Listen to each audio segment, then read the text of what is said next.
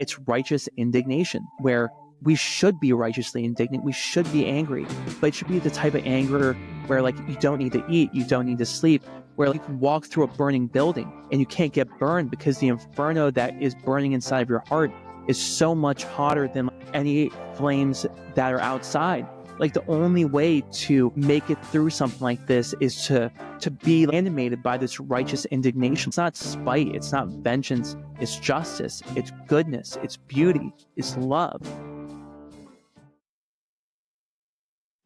All interviewers have their own style, and my style is to try to get to the point and to be intensely curious. And the key to interviewing is listening. Take a look behind the curtain with a real whistleblower and American patriot. Prepare to embrace the uncomfortable truth, because this program has no time for comforting lies. Here is civil liberties enthusiast, Second Amendment defender, and recovering FBI agent Kyle Seraphin. Well, hello, my friends, and welcome to the Sunday Sit Down, kind of a special edition that we do of the Kyle Seraphin Show, only on the weekends. And yeah, that voice you just heard a second ago was my father. It's a family show. We're going to be talking about something really important: families, fatherhood, and walking without fear, even when you know you're up against something incredibly dangerous like the Department of Justice. We're going to be doing an interview with a suspendable. Our friend Dr. Eithan Haim is going to join us momentarily. These programs are brought to you exclusively by one sponsor and one sponsor alone, and today's sponsor, the good folks at Blackout Coffee. Folks, listen up. I'm about to give you an opportunity to change the way that you start your day. Blackout Coffee isn't just coffee, it's a wake-up call. It's a memo to you to rise and grind, to push harder, to never compromise on what you stand for, because it's not the average cup of joe. It is a bag of Blackout Coffee, roasted with purpose, packed with bold flavor, and fueled by the kind of values that built this country: grit, determination, the refusal to back down, even in the face of the DOJ. They don't just make coffee, they make a statement. Blackout Coffee is stepping up. They've added more folks to help get your orders out the door faster. As you start your war on the morning and you need coffee, you need a little bit of caffeine to get you pep in the step. The warriors there are making sure that when you hit the order now button, you know your coffee is coming fresh and ready to fuel your next move, whether you're powering through the daily grind, chasing down big goals, or you're refusing to settle for mediocrity. Whether you're refusing to back down and plea out to something you didn't do, Blackout Coffee's got your back. Don't just drink coffee, drink Blackout. Go to blackoutcoffee.com/KYLE. Use coupon code KYLE, KYLE. Save yourself 20% on your first order there. Taste the coffee that doesn't just wake you up, it fires you up. It's Blackout Coffee at blackoutcoffee.com/KYLE. Let's get into this one. Let's see what's going on here.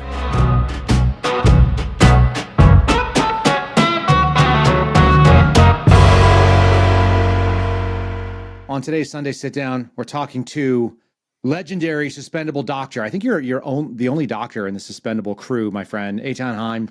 We're going to be talking about whatever we want. How about that? That works for me. How are you feeling, buddy? You know, it's kind of weird because after something like this happens, where you're facing 10 years in prison, and then 1 minute you're facing this like behemoth, the federal Leviathan, and then the next minute your case is dismissed. I feel the same way as I did before, and I think it's because you put on this shell of like protection, like this barrier against like any hope or future, and I think that's maybe slowly coming off. So it's like I'm still kind of in war mode, because that's how I was for so long. Like my wife and I. Both of us feel no different.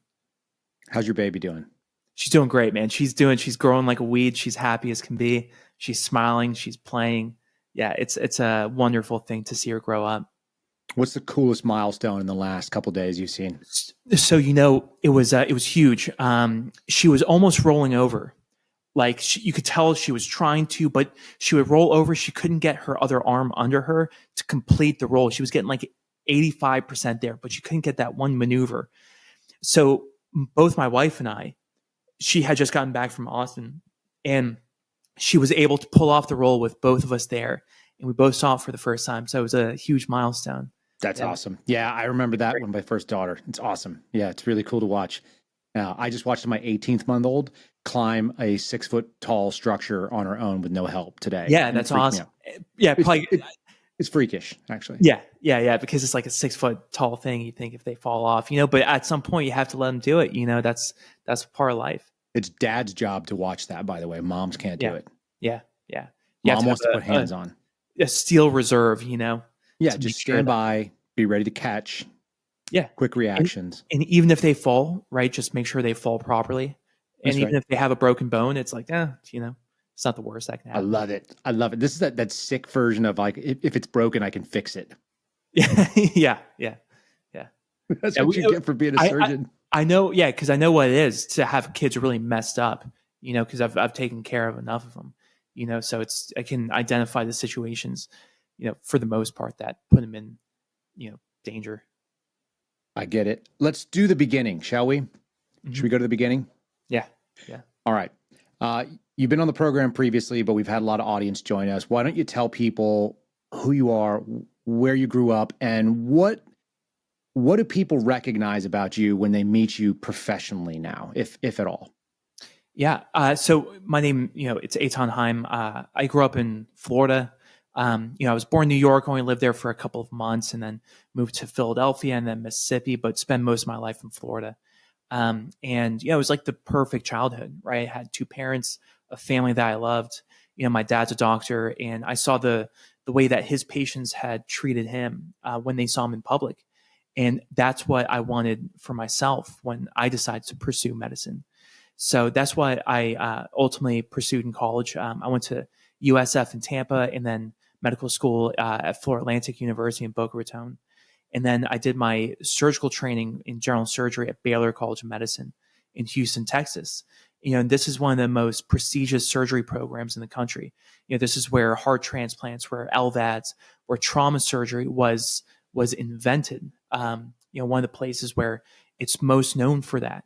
And to be accepted at that program was a huge deal for me because I came from kind of a non-prestigious background. But I worked my ass off to score in like the 99th percentile in all my board exams, to graduate like the top of my class. So, and then, for your second question, I would say the thing that people recognize the most about me now is just that I'm an average guy, even after everything that's happened. My patients recognize me as a surgeon, who's going to take care of them, and that's mostly it. I've never been recognized in public, never. Isn't that funny? Which is, I kind of prefer it that way. I mean, it's crazy that during my case, we'll talk about it later, but like that there was a gag order, and gag orders are used for people like, who are universally known. But like I've never even been recognized publicly, and my neighbors have no idea what's going on with me. That's probably the weirdest thing, to be involved in a national level struggle. Would it be fair to call that your struggle national? Yeah, for sure. Right. And so there's a Twitterverse, there are journalists that are competing for your attention and for your scoops, and they want to know, they want to interview you, and they want to fly you out or come down and set up a whole production studio. Yeah, like your neighbors have really no crazy. Idea. Yeah, like we were filming an interview with Jordan Peterson, and this was after the first indictment initially came out, and there was like this whole production crew at my house, and my neighbors were like, "What the hell's going on over there?" They thought it was maybe baby pictures. But no, it was, I had just been charged with 4 felonies and was facing 10 years in prison. And, they were cool about it. And, they ended up being really good friends. But most people just don't know it, because it's kind of like a niche story. Like most people can't, because my name's kind of odd. They know me as Eithan, even though it's spelled Ethan. So, there's kind of a couple layers between like me being recognized and then the story itself. Do you think, you think your name is the marketing problem here? Is that what's going on? I think so. Yeah. And I'll only correct my name if I know the person for more than like a week.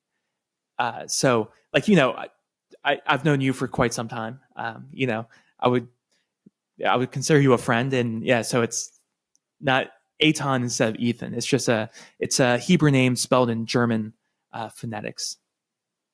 That's a move. What, let's talk about what motivated you to really come forward with what you saw. First of all, why don't you tell people what you saw? I know too much of your story, so I'm not going to assume anything. What did you see? And then what drove you to think like, hey, I got to make this thing public? Yeah. So I was just a surgical resident working at Baylor College of Medicine, and one of the hospitals that we spend the most time at is Texas Children's Hospital. It's part of like the Baylor College of Medicine academic consortium, right? Because you rotate at multiple hospitals. So in 2022, the hospital had issued a very public statement saying that they were no longer going to prescribe or participate in the transgender interventions. And they said this because they were going to, they were doing it to avoid potential criminal ramifications, right? So that's a very specific reason. And the reason they released How do you know that? Because they said it. Okay. It was, yeah. Yeah, they said we're stopping all transgender interventions because of the potential legal ramifications, criminal legal ramifications. Okay. So it was like very clear.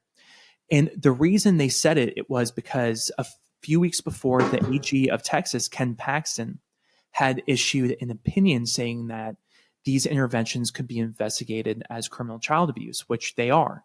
So it makes sense why the hospital would release this statement, right, a couple of weeks later, that all right, in Texas, the AG is saying this is criminal child abuse. We're shutting down the program, right? Mm-hmm. So in the months that followed, I saw that not only was it untrue, the hospital had continued the transgender program, but in actuality, they had expanded it into a multidisciplinary clinic, right? Including psychology, psychiatry, general pediatrics, endocrinology, surgery, social work, case management. And, they were speaking at the hospital's most prestigious lecture series, right? And I saw that in January of 2023, because it was only in mid 2022, a few months after this statement, that one of my colleagues even told me about them doing one of the transgender surgeries to implant a puberty blocking device into a child. And I was like, no way, that's true. It can't be possible. And that's when I found out about their statement from a few months before in March of 2022. So I just didn't believe it for the next couple of months that like it's possible that this amazing hospital I was working at, Texas Children's, was capable of lying about something so significant. Like I just didn't believe it. So, it was only in January of 2023 that I saw the lectures from the Grand Rounds lecture series that I was like, man, this is blatant, right? Like they're talking about how they're concealing what they're doing from the public and from the overseeing authorities in Texas. So it was at that point in January 2023 that I knew it was my duty to blow the whistle on what was happening. And it took me 5 months of reaching out to journalists to get in touch with Christopher Rufo, who ended up releasing the story in May of 2023. How did you go about selecting journalists to talk to? It was just kind of who I listened to on podcasts. Yeah. What does that look like as you reached out? So it's just cold emails. I would just find an email of like an organization. I want to say who, because I want to put anyone on blast. Understand from their point of view, I'm just some random guy. Like they have no reason to believe like what I'm saying, right? I just realized it's kind of dark. Do you want me to turn on light or anything? Yeah, throw a light on. Okay, so we got a little bit more light on the subject. Did you ever talk to Chris Rufo about why he responded to your cold email? Yeah, so what that looked like, it would just be me sending out emails to people. And most times I wouldn't get a response. I would just keep on sending emails. But the reason Christopher Rufo, we talked about it, and he said because it was a huge story. You have the biggest children's hospital in the world lying about a program that's manipulating, mutilating, and sterilizing healthy young children. So was it the right audience and the right message? You sent it to the right guy that was going to care about that story? Is that what you think happened? Yeah, I believe it was God's providence. Truly, I believe it was God's providence because so it was only in like mid-May, like May 10th, 11th, that he responded to my email. And it turned out that the story was released on May 16th, 2023. I had no idea at the time, but the Texas Senate was voting on a bill, SB 14, which was going to ban these interventions on children, right? So a day after our story came out, in a bill that was passed with bipartisan support, the conduct that we had exposed that the hospital was lying about became illegal in the state of Texas. And partially in response to our story coming out, the day before, because this was a bill that was passed with bipartisan support. There were Democrats who voted in favor of it because they didn't know that this was happening in their districts. But our story showed that it was definitively happening in their areas. So, Yeah.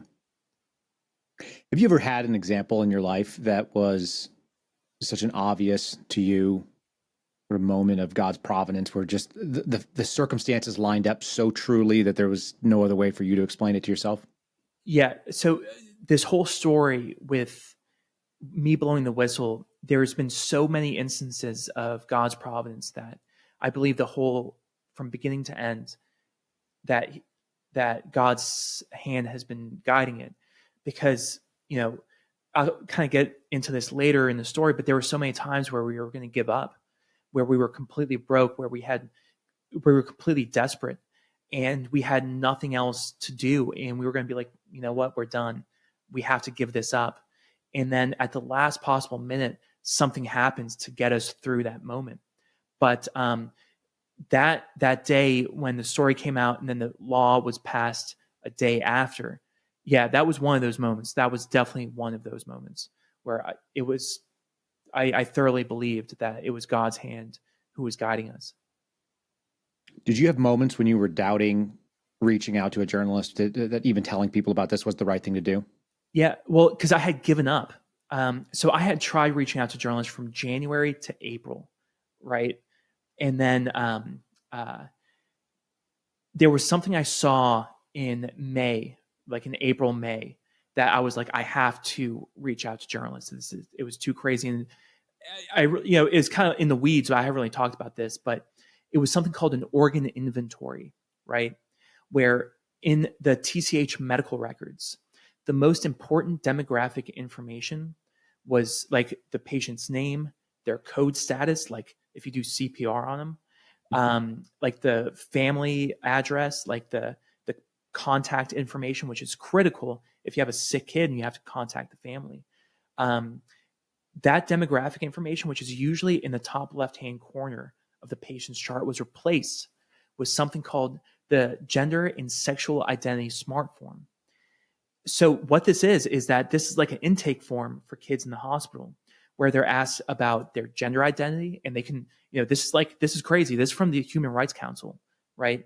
This was initiated by the Human Rights Council as part of their, their human rights score, whatever the corporate index is for an Epic healthcare system, which is the EMR, was the one who was integrating this. So TCH had integrated this dystopian smart form into their medical records. So yeah, they would ask them like, what's your gender identity for a kid who's like 5 years old, 6 years old? Then they would have like an organ inventory. It was actually called organ inventory. And the whole point would be to, ask the children, what organs have you had surgically removed or altered? Like, did you have your penis removed or your breast removed or your uterus removed? So this is part of like, from what I perceived, the fact that it had replaced the most important demographic information. This was part of the intake form. And it's like, oh my God. Like, so I had, what? Yeah. And I kind of stumbled upon it by accident, Okay. So people understand a normal hospital intake, which you've done a bunch of, and I've got a little bit of experience. It usually is like, hi, what's your name? Do you have insurance? Or, somewhere we're going to bill, do you have a DNR on file? Exactly. If something happens to you, do you have someone who would make your medical decisions? Like critical things that we need to know right now in the first few seconds of meeting you if something bad's going on. Yeah, and that's what goes in the top left-hand corner, but that was replaced by the Gender and Sexual Identity Smart Form, which is like, holy crap, man. Why do you think they did that? What would make somebody do that if you had to speculate? So it's sick. It's absolutely sick, because to ask a child about an organ inventory is like the most dystopian thing I could have ever imagined. Like, when I talked to my colleagues about this, I was like, hey man, like click on this part of the chart. This is crazy. Look, and my colleagues, it was the thing that shocked them the most. They were like, wait, this is where the most important demographic information is, like their DNR status, like their code status. But this is where like there's the Gender and Sexual Identity Smart Form is now. Like, holy crap, man.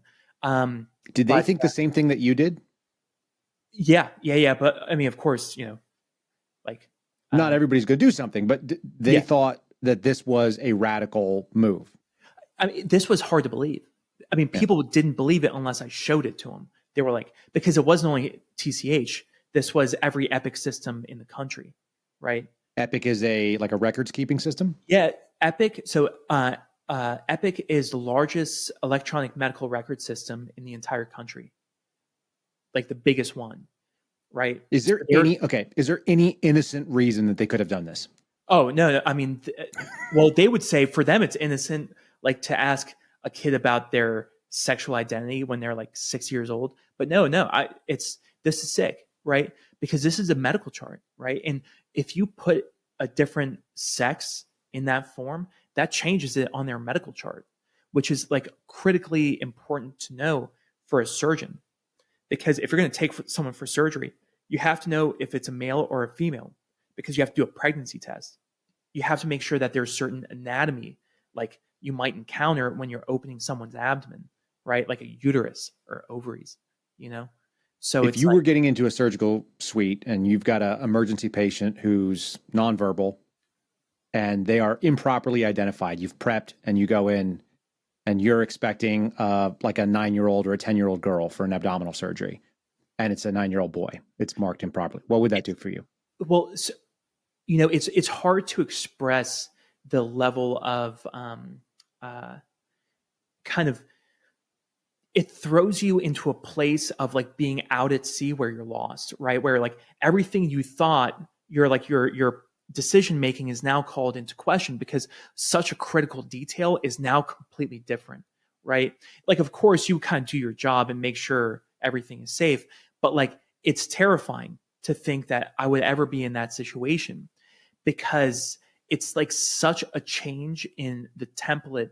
And in surgery, it's important that like you make decisions based off like known information. And the two things we always report in surgery is age and sex. 61-year-old male, 22-year-old female. It's always age and sex. If one of those things is different than what you thought, it throws you into a loop, right? That's not safe. And you can get into, if you get too far into it, you can mistake an ovary for an abscess. I mean, you would have to really get far into it. Like, that'd be a big problem. Or sure, like but medical mishaps, how many medical mishaps, surgical / malpractice cases, wrong amputations, how many of those happen a year in the United States? In terms of like the critical failures of like wrong site surgeries, they happen not that often, but they happen. Yeah. Because I think everybody's heard like when people put markings, it's Sharpies, it's tape. Like there's a lot of things that go into not having that kind of screw up. Yeah. And it's easy for things to go wrong when information is improperly presented to the doctor or the surgeon. That's when things go wrong, is when things are. So it's like, especially in kids' hospital, this is critically important, right? This is like the most critical information, and it was being manipulated by ideology. And these are the people, correct me if I'm wrong here, but the children, they are going to have the smallest, like obvious physiological differences when you're looking. They don't have secondary sex characteristics, so it may not be nearly as obvious. They may not even have hair of the same length or long enough length. They may not present, even just because of their age, they may not develop things that we would normally associate with male and female sort of patterns. Yeah.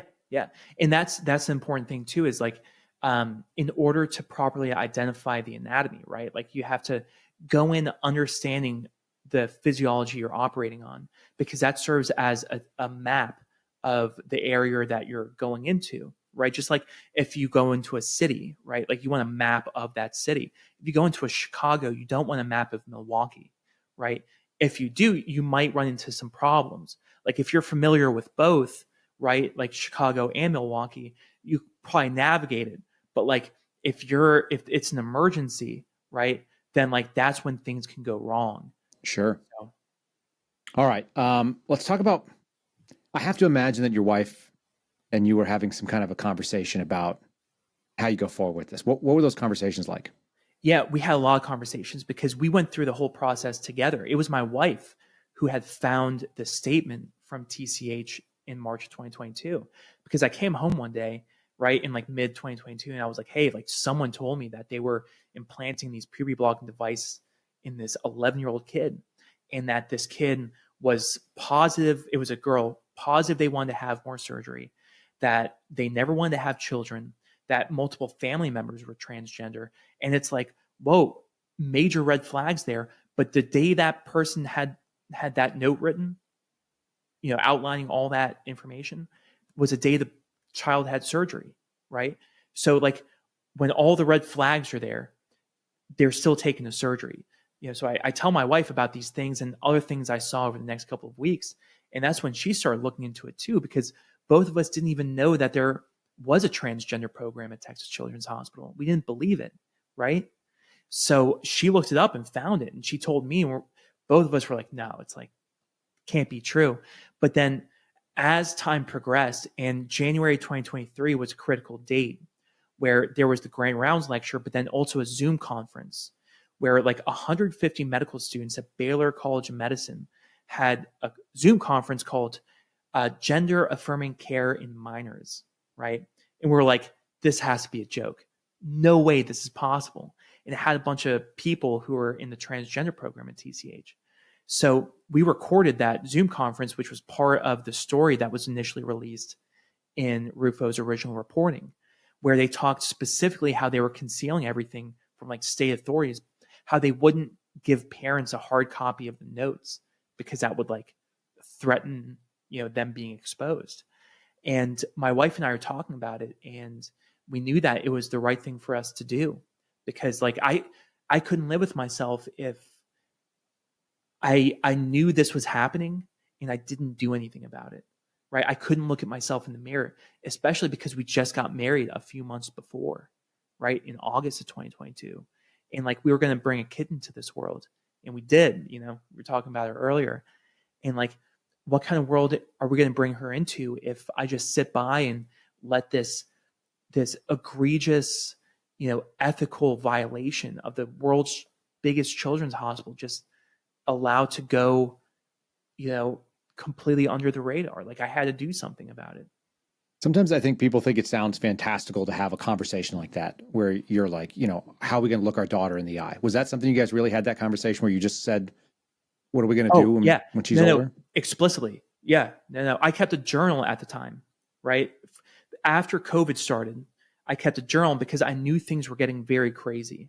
So I have like, I like to read it, like my old entries, because I see how like everything changed over time, because my whole world had turned upside down, right? Like I see the people I once respected turn into like these monsters, right? Who are letting people die and not saying anything about it. And like, we're just supposed to sit there like nothing is happening. That's crazy. And like, I wrote all this down. And so like in the journal, but also in our conversations, yes, we had said we cannot live with each other, or we cannot live with ourselves. We cannot bring our child into this world if we don't do this. That is what we said to each other, because that is what was true. What kind of dangers did you guys see? She's got a background in law, obviously, so that's worth explaining. She's a federal prosecutor. She works at the Department of Justice. Yeah. Yeah. I mean, she had just gotten hired at the time. She went to like Columbia Law School in Georgetown. She's brilliant. I mean, she's not very proud of her alma mater. It's like a communist training camp, granted. But how did she even come out of that? Because that's one thing I hear people talking about going to law school today. And I've actually had friends say, hey, I think I want to go to law school. And they're conservatives. Yeah. How did she survive going through that? And was she quiet? Was she strong-willed still, or? Yeah. So both of us, kind of went through our own transitions, because both of us were kind of like your typical, kind of run-in-the-mill libs, like, because that's the water we swam in growing up. It's the social milieu is geared towards being a liberal. But of course, like both of us in our early 20s, mid 20s, we kind of gradually start opening our eyes and, moving towards the conservative side. So even when she was at Columbia, she was in Columbia in 2016 when they had the full meltdown during Trump's first inauguration, when they all went on strike and said, we can't take our finals. Like, she was there. And yeah, she said, like, she was cautiously outspoken in small circles, just like many of us were. And which we realized was this was the fault, like the cause of our ultimate downfall, because because all of us were so quiet, we had led to our own destruction, you know? What do you think made you turn a corner? What made you say like, hey, you know what? Maybe some of these lib ideas are not for me. It was Israel. When I was in my early 20s, because my family's from Israel, right? So it's like, you know, I was kind of your basic liberal guy, right? But then I saw how the media was lying about, it was one of the intifadas, one of the conflicts in the early 2010s. I think it was like 2010 or 2011, where you had one of the escalations, you know, have missiles go back and forth. And I saw how it was being reported, and I saw like, oh man, like none of this is true, right? It's like, oh yeah, like 3 Palestinians killed, you know, in altercation, when it was like 3 suicide bombers were killed by the IDF when they were trying to run into like a kindergarten, you know? Yeah. It's hard to see something like that and then not realize what the propaganda is. So that kind of made you start questioning. Is that right? Yeah. Slowly over time. But even after I became like a conservative, I was still kind of like your run in the mill, like Bush, Cheney, like conservative, right? I was like, where are you now? Hold on. Wait, where are you now? Oh, I'm like, I guess you could say like ultra MAGA, you know, I'm like to the right of Kash Patel, you know? Yeah. That's great. Yeah. Okay. Yeah. You've gone into the Attila the Hun camp. Yeah. Well within the Attila the Hun camp. Okay. Let me float a couple of, conquer Mexico all the way down to the Panama Canal. Yay or nay? I would say hard nay, because just in terms of logistics, do you think they all need to be Americans? If they want to be Americans, make them all Americans? Are you in that? No. Okay. My wife is there. I'm just asking I had a recovering lib go that route. So I just wanted to see how far. Okay. You got some ways to go then. Yeah. Cause I think that, you know, the Mexican traveling, right? Yeah. Cause I actually, you know, I was reading about the Mexican Revolution in the early 1900s, and, you know, how they had fought for, you know, independence, and they had undergone multiple revolutions. And, you know, these are people who have a history, they deserve their own country.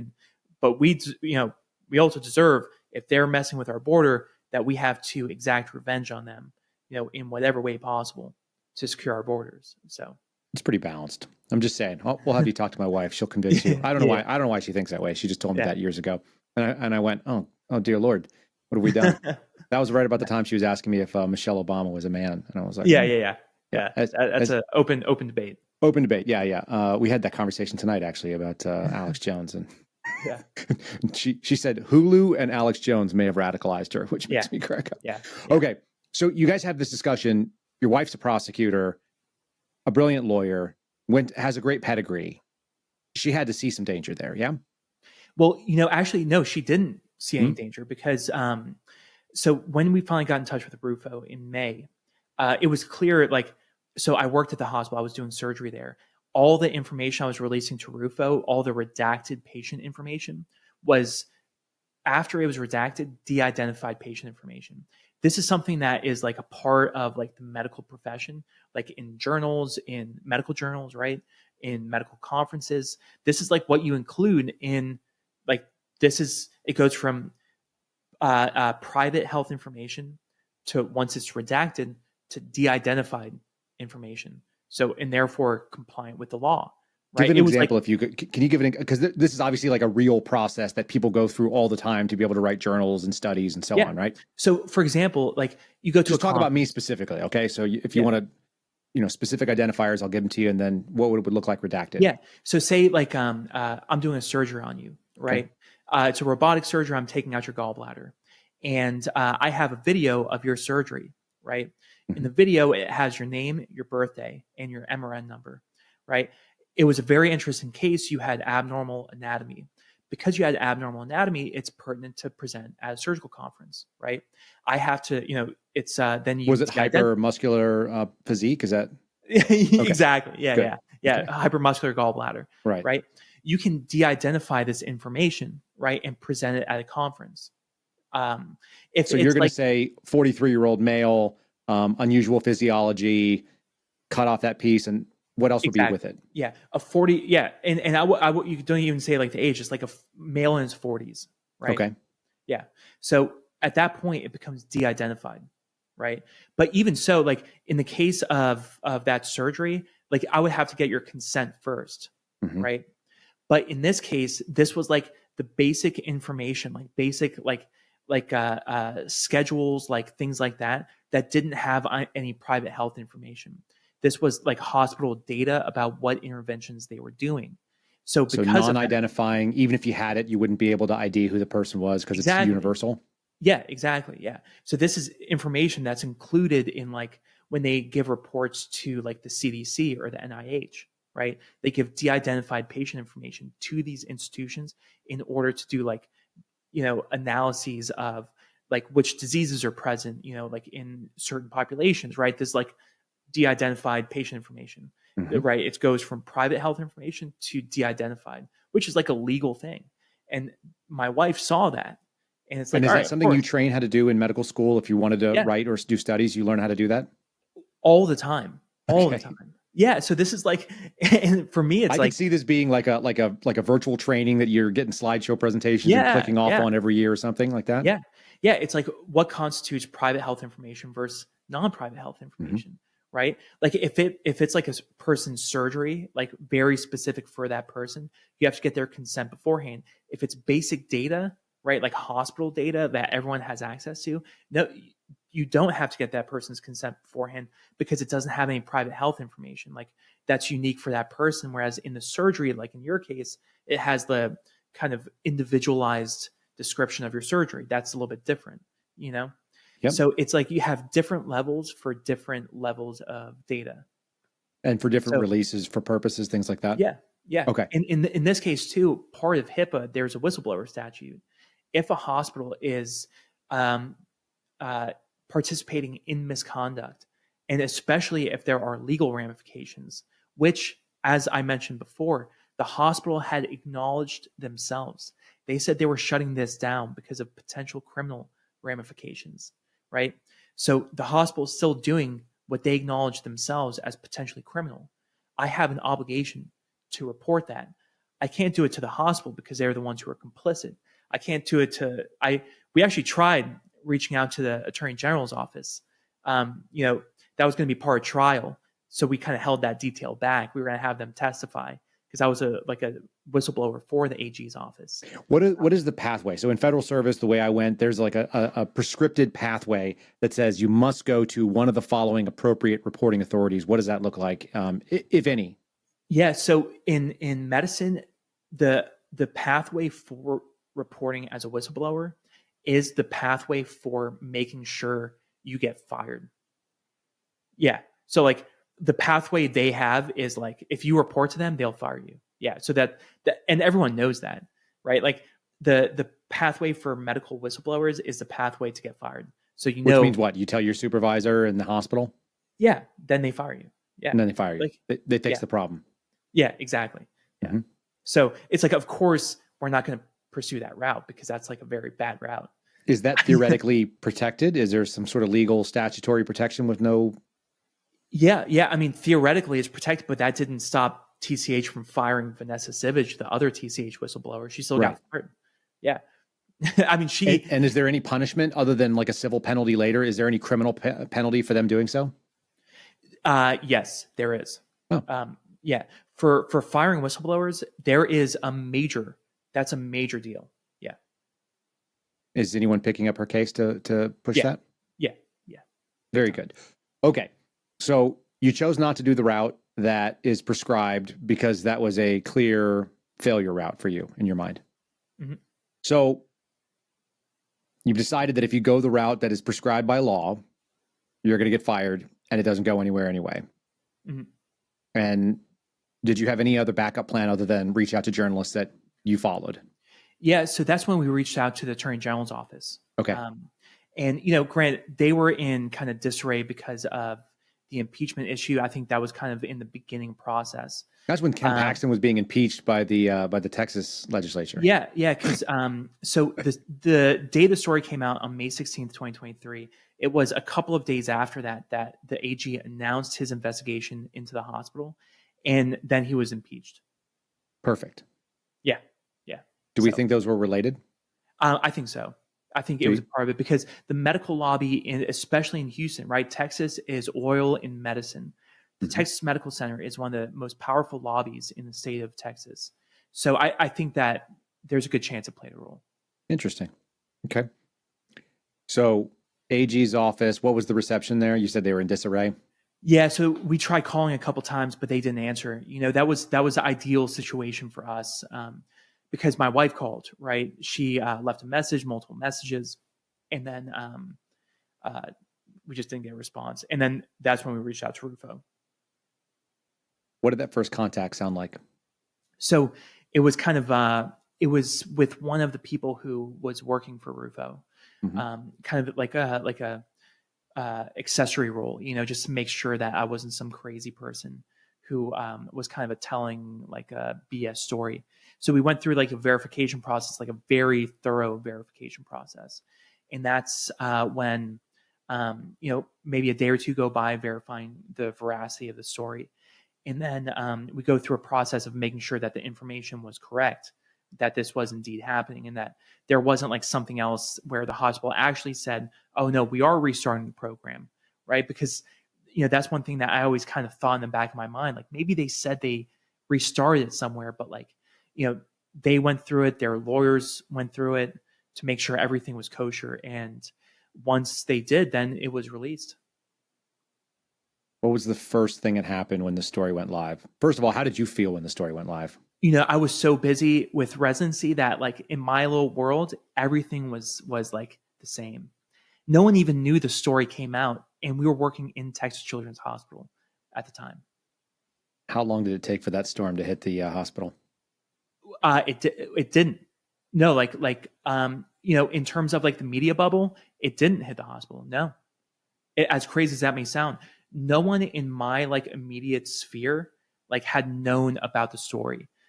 Like on the ground, like the residents, the doctors, no one knew about the story. No one. But in the news, like, so in my little world, it was like you had this, it was like an explosion, but like everything outside was completely normal. But in the world of like Christopher Rufo in the news, this thing is like blowing up, right? Because it's all over the news. He's going on Laura Ingraham, and I'm just the anonymous source for the story. And then the law gets passed the very next day, and it's like, holy crap, like how much crazier can it get? And then another whistleblower comes out a couple of days after that, right? Vanessa Sivage, she was anonymous at the time too, but she worked in the clinic at the time and had seen the horrors firsthand herself. So she saw my story on May 16th, reached out to Rufo in the same way I did, completely anonymously, told her side of the story about how like what was happening to these kids and everything that was going on. She was in the clinic rooms with the doctors themselves. And then the AG announces an investigation. And then the hospital CEO, Mark Wallace, for the second time in like 15, 16 months, says he's going to shut down the program in accordance with SB 14.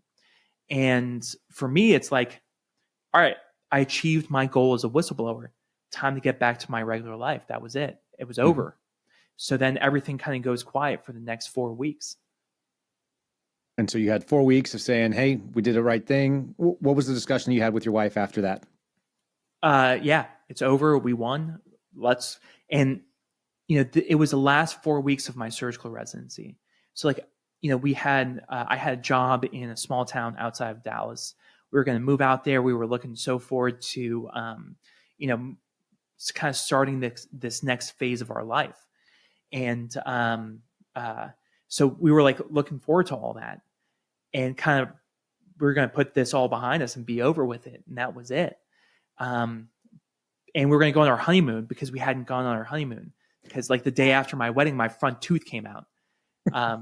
Yeah.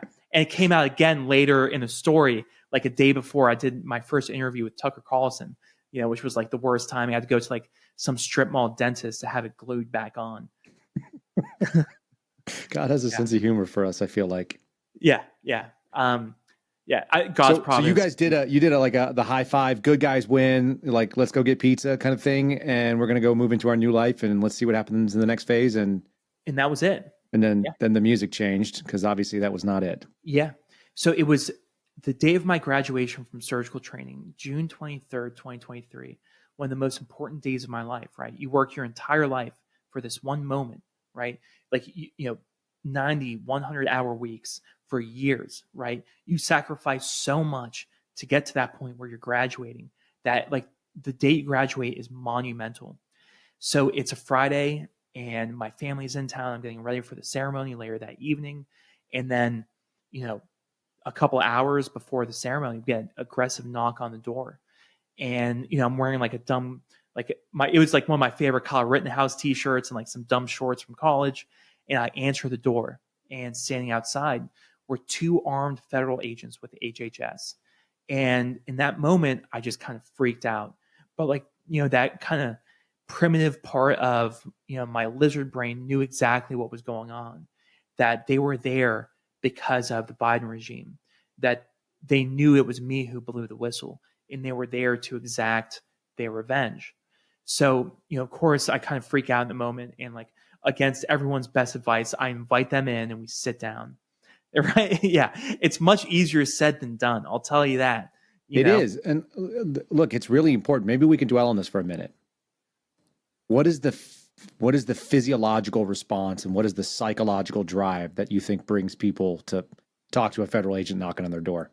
Oh, I'm telling you, and I understand so well because it happened twice, right?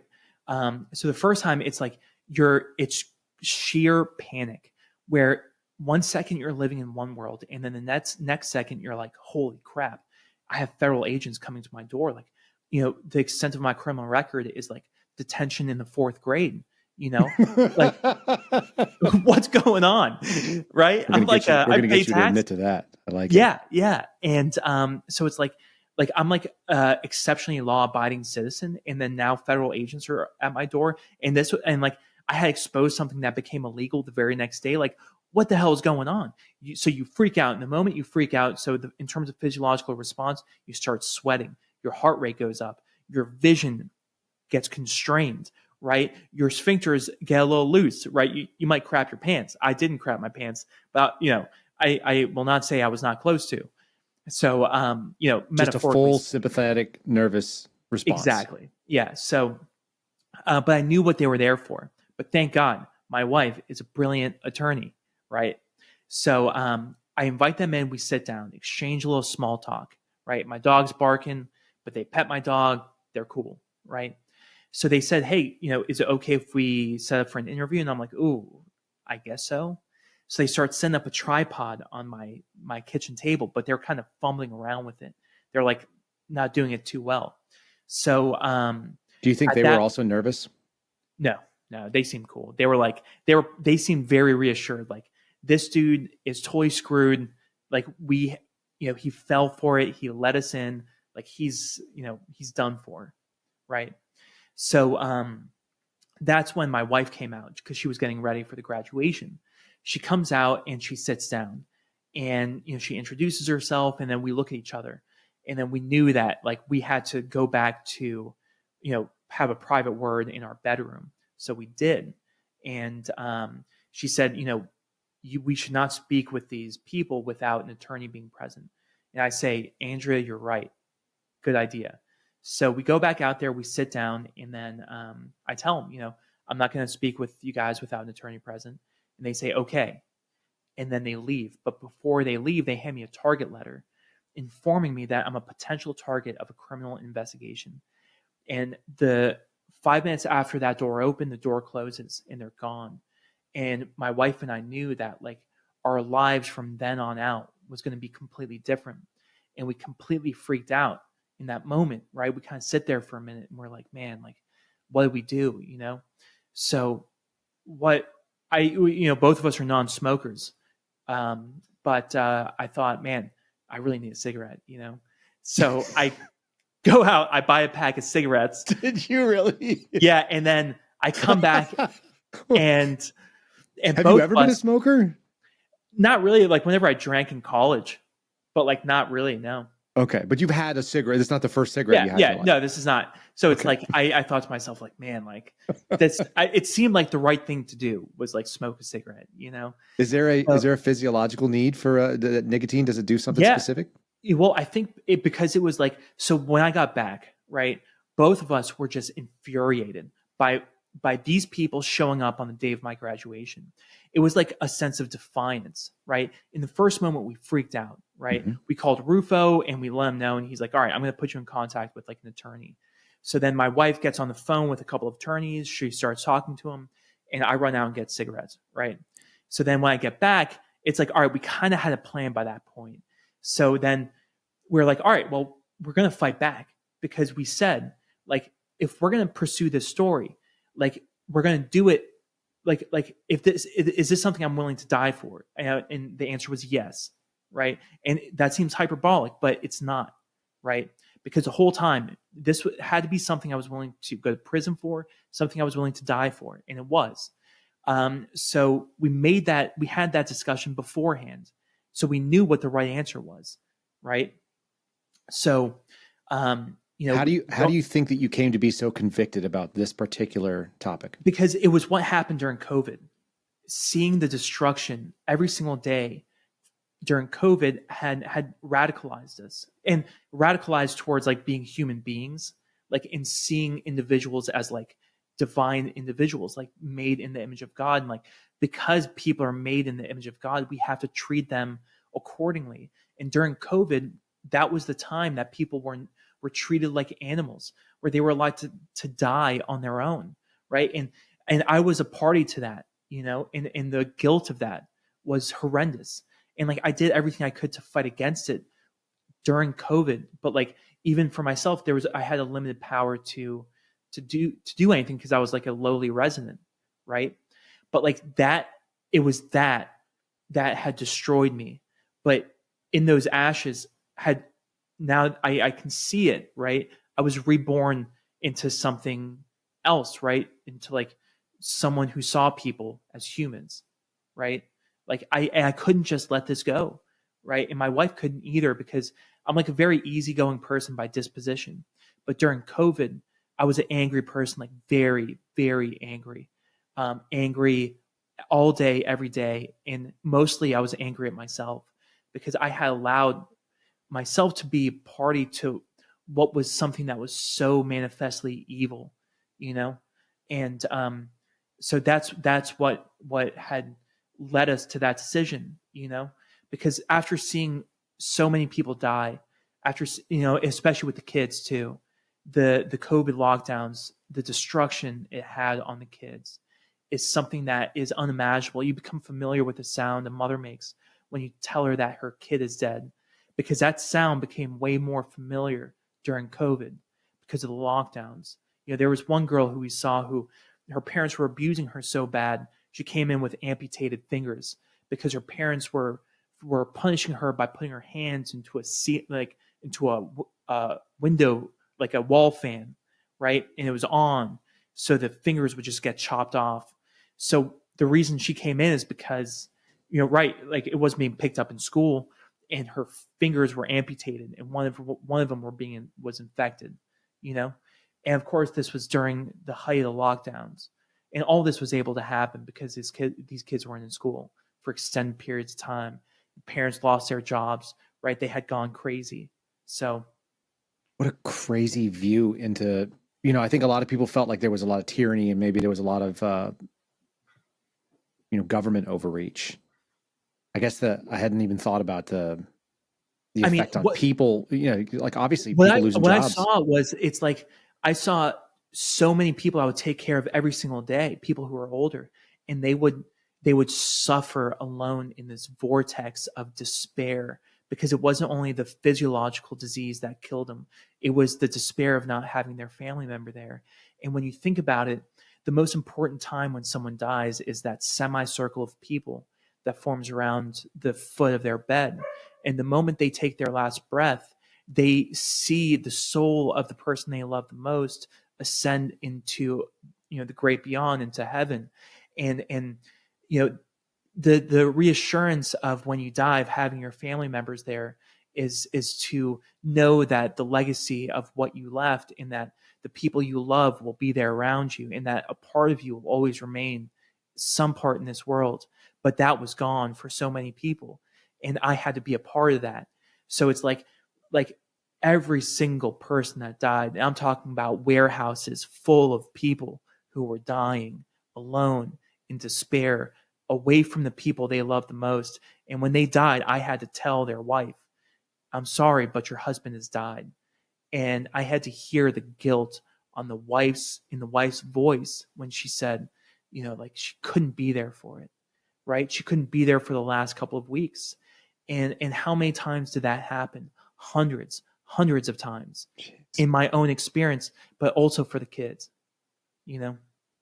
That's absolutely brutal. Do you think that, have you talked about that with other physicians that carry that around with them? Yeah, well, it's some doctors, because a lot of doctors went along with it. They never acknowledged it, because like you have two options, right? You ignore it and go along with it and you suppress those demons, or you acknowledge that this is wrong and it tears you up inside. And for me, it tore me up inside to the point that it was just unbearable, absolutely unbearable. So for me, it's like someone who was a very easygoing disposition. I became just angry. I mean, I'm talking about visceral anger, and at myself, and like you kind of know me, like facing 10 years in prison, like I kind of take it in stride, but like nothing compares to those days during COVID, when every single day I would go into work and I would have to take care of these people who were dying, and I would have to tell their families, no, you can't see your husband who you've been married to for 50 years, 60 years, and like, do you think people will ever tolerate that sort of no again? They shouldn't. I really hope so, because only time will tell. People cannot tolerate it, because it was one of the biggest crimes, one of the most severe crimes the medical profession has ever perpetuated onto the people we are supposed to take care of. And the COVID tyranny had just led it into the transgender tyranny, because it worked by the same calculus, where it was like you have to have physicians who don't question the underlying assumptions. And that's how it's allowed to proliferate. You threaten people with the loss of their job and their income and the ability to take care of their family. But in the process, you make them party to the crime itself, because by being silent, you're party to it. Yeah. That's profound, Doc. That, I mean, it is. I don't know if anybody else is thinking that way in the medical field, but that being complicit, the more you say yes is probably the more you're going to say yes too. Yeah. And that's the thing, is like,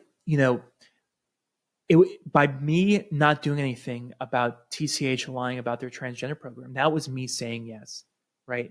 And like, I saw what it was doing to me during COVID, right? It was destroying me. It was eating my soul from the inside out. Right.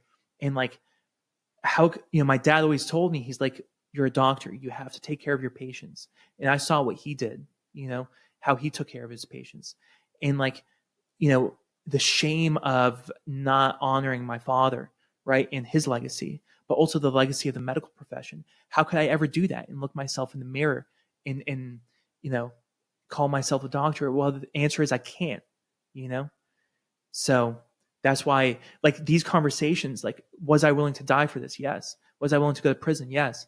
Right. Because it's like, when you have the option between the two paths, the destruction of your soul, right? The immolation of your soul, right? Or this other thing where you maybe take on the federal government. The answer is clear. You take on the federal government. And that's what we did, because the day the agents came, we chain smoked a pack of cigarettes, listened to Vietnam War music, and drank like 3 bottles of champagne on our patio, because everything that had culminated up until that point had got us ready for the fight. And that's what I kind of meant by God's providence, because it was only the pain and the suffering of seeing all those people, despair during the previous 3 years during COVID, that had gotten our souls ready for the fight that was to come. This is very cinematic stuff. But once you've lived something that extreme, people don't realize, like, you start living in a way that feels kind of like you're narrating your own movie. Holy shit, man. And that's only the beginning, because what happened afterwards was just like totally insane. I mean, if we like, and it's like when you think one thing can't get crazier, it just gets crazier. And it was just one gradually more severe. Like it just got crazier every day until Let's the very do it. end. Yeah, okay. So this is a good time. We're going to take a quick breather with that cinematic moment. We'll break for a sponsor, and then we're going to come back, and what we're going to say is rapid fire, going down the rabbit hole of insanity. What happens when you decide to pick a fight with the federal government? What do you say? Yeah. All right, we'll take a quick breather here and just remind you that this episode is brought to you by my friends at Blackout Coffee. You can find the website. It's blackoutcoffee.com/KYLE. Again, blackoutcoffee.com/KYLE. If you're looking for a bold cup of coffee that makes a statement, that has the same value as a company that backs the things that you do, if you're not just trying to grind something up and drink some swill. I know some of you were serving in the military. A lot of you who have worked in law enforcement, you've had garbage coffee. It's not the way you need to live. If there's one luxury you could treat yourself to, it's the thing that wakes you up in the morning. And you can check out my friends at Blackout Coffee. The one that I like is the pitch black, the espresso roast. If you want to get something that's going to get you going, check them out. Yes, it's a luxury item. It's your daily luxury. Treat yourself, because you know what? At the end of the day, you're worth it. And you might as well have a cup of coffee that really both agrees with your values, agrees with your belly, agrees with your taste. And it's not something kind of swill, mediocre, something out of some red plastic nonsense. Check out my friends at blackoutcoffee.com/Kyle. Life is too short for garbage coffee. It is something we believe in. We have an entire cart dedicated to just coffee and coffee accoutrement. I do it with honey. I do it with heavy cream. That's just how I roll.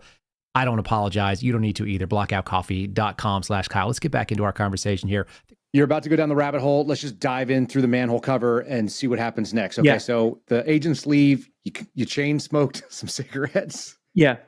I go booze. to my graduation later that evening, and like we celebrate with all the people I trained with and my parents, and we have a great time. And of course, like that kind of feeling of defiance really lasts, for that moment in time. It's much more difficult the next day, right?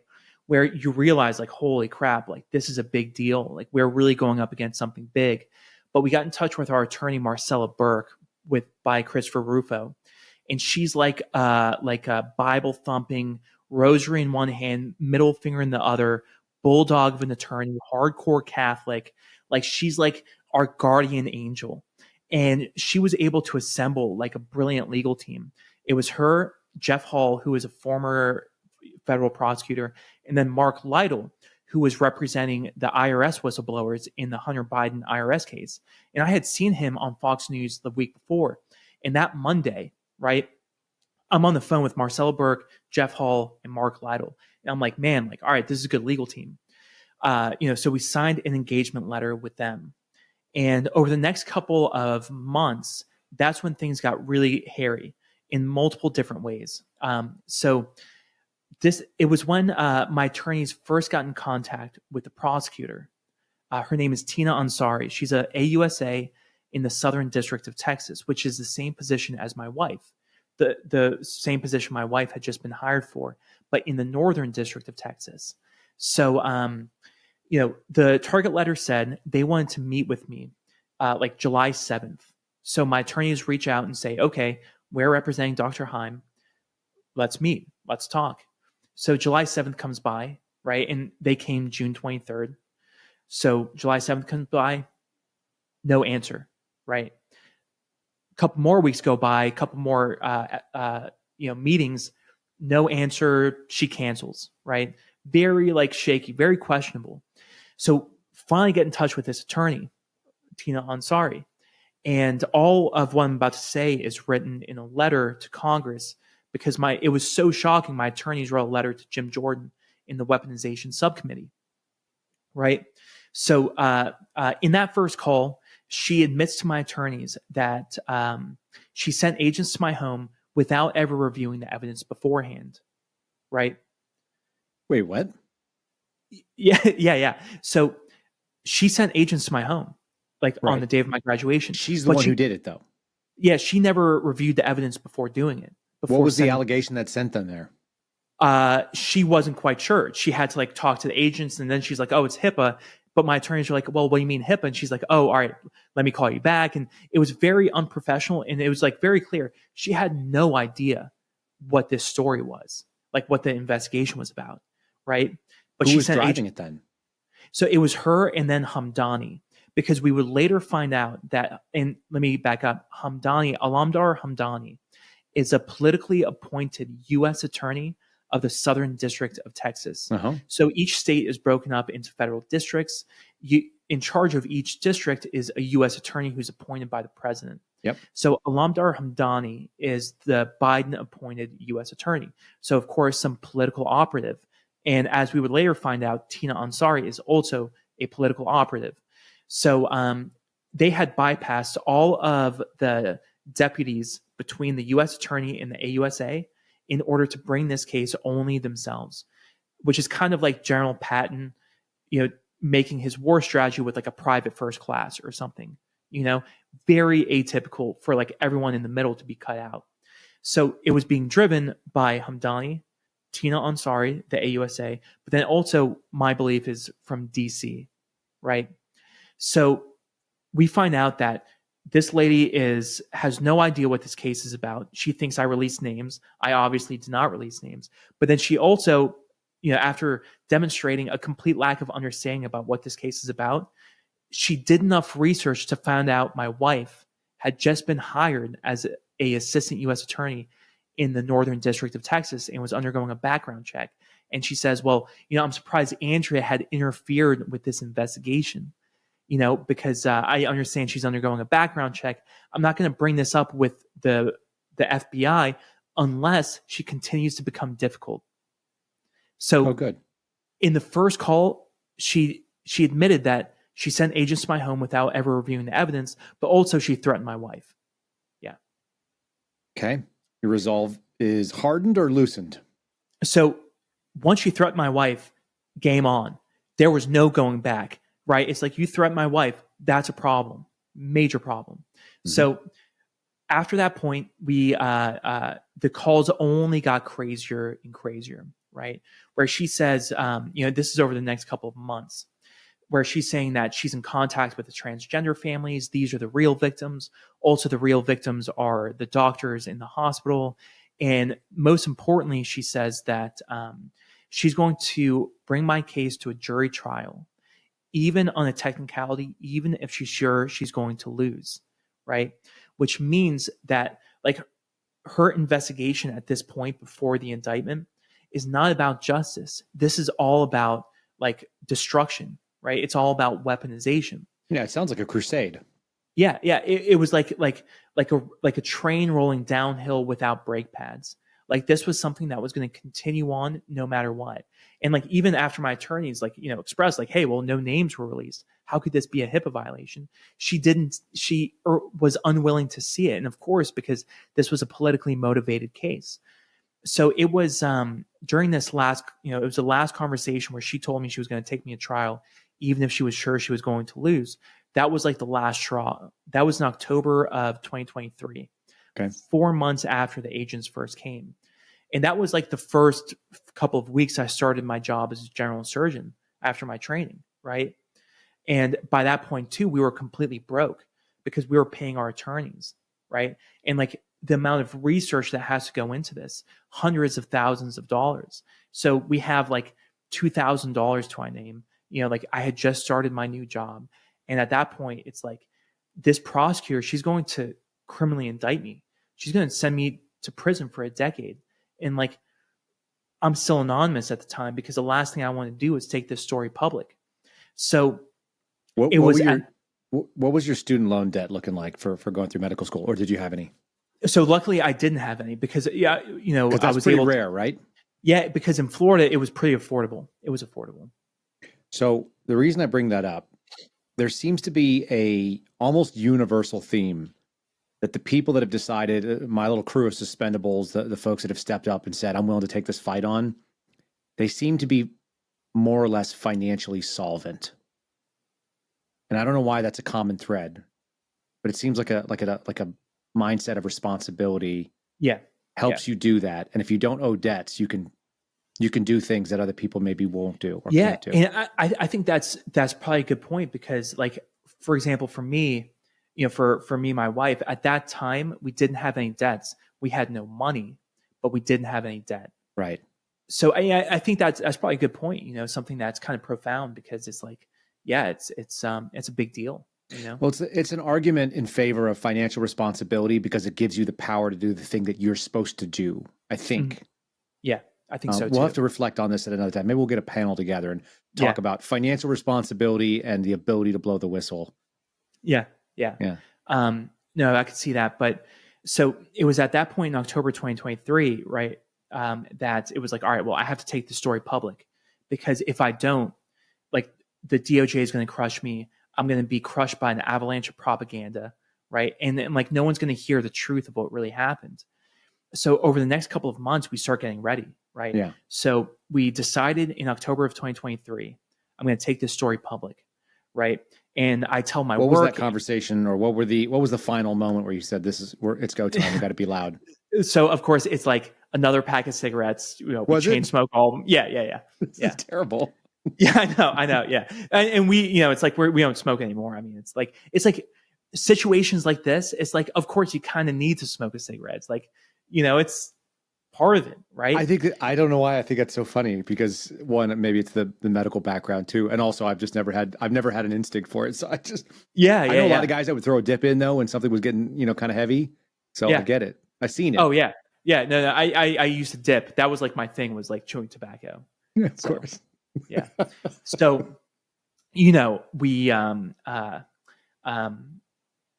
decide, right, that conversation was tense. Oh my God. That, I'm just thinking back, just brings back like memories of horror. I'm telling you, man, sheer horror, because like we were on the precipice of like doing the most insane thing you could ever imagine. Because think about it. Two people, Andrea and me, we don't have social media. We don't know anyone, right? Both of us just started a job. She just started her job at the Department of Justice, and her husband, me, is about to take this story public, accusing the DOJ of like the worst possible corruption. And like we had zero money, and I thought my job was going to fire me and I was going to lose my license and everything. But like we were backed into a corner. We had no option, right? Like, so it's like they're putting us into this position, right? And we had to do something, because at the same point too, there's more to it, because we were broke. The DOJ was completely corrupt, but also people were writing reviews about me online, right? Malicious reviews, accusing me of sexually abusing patients behind closed doors in like patient rooms, right? And I knew that, and the first review came like July 3rd, a week after the agents came on June 23rd. And by the language, right, I could tell that this was an activist. So over the course of the next couple of months, between June and January 2024, right, we did our own investigation. We had subpoenaed WebMD to get the IP address. And by doing that investigation, we had found that the individual who was writing all these reviews was the same person.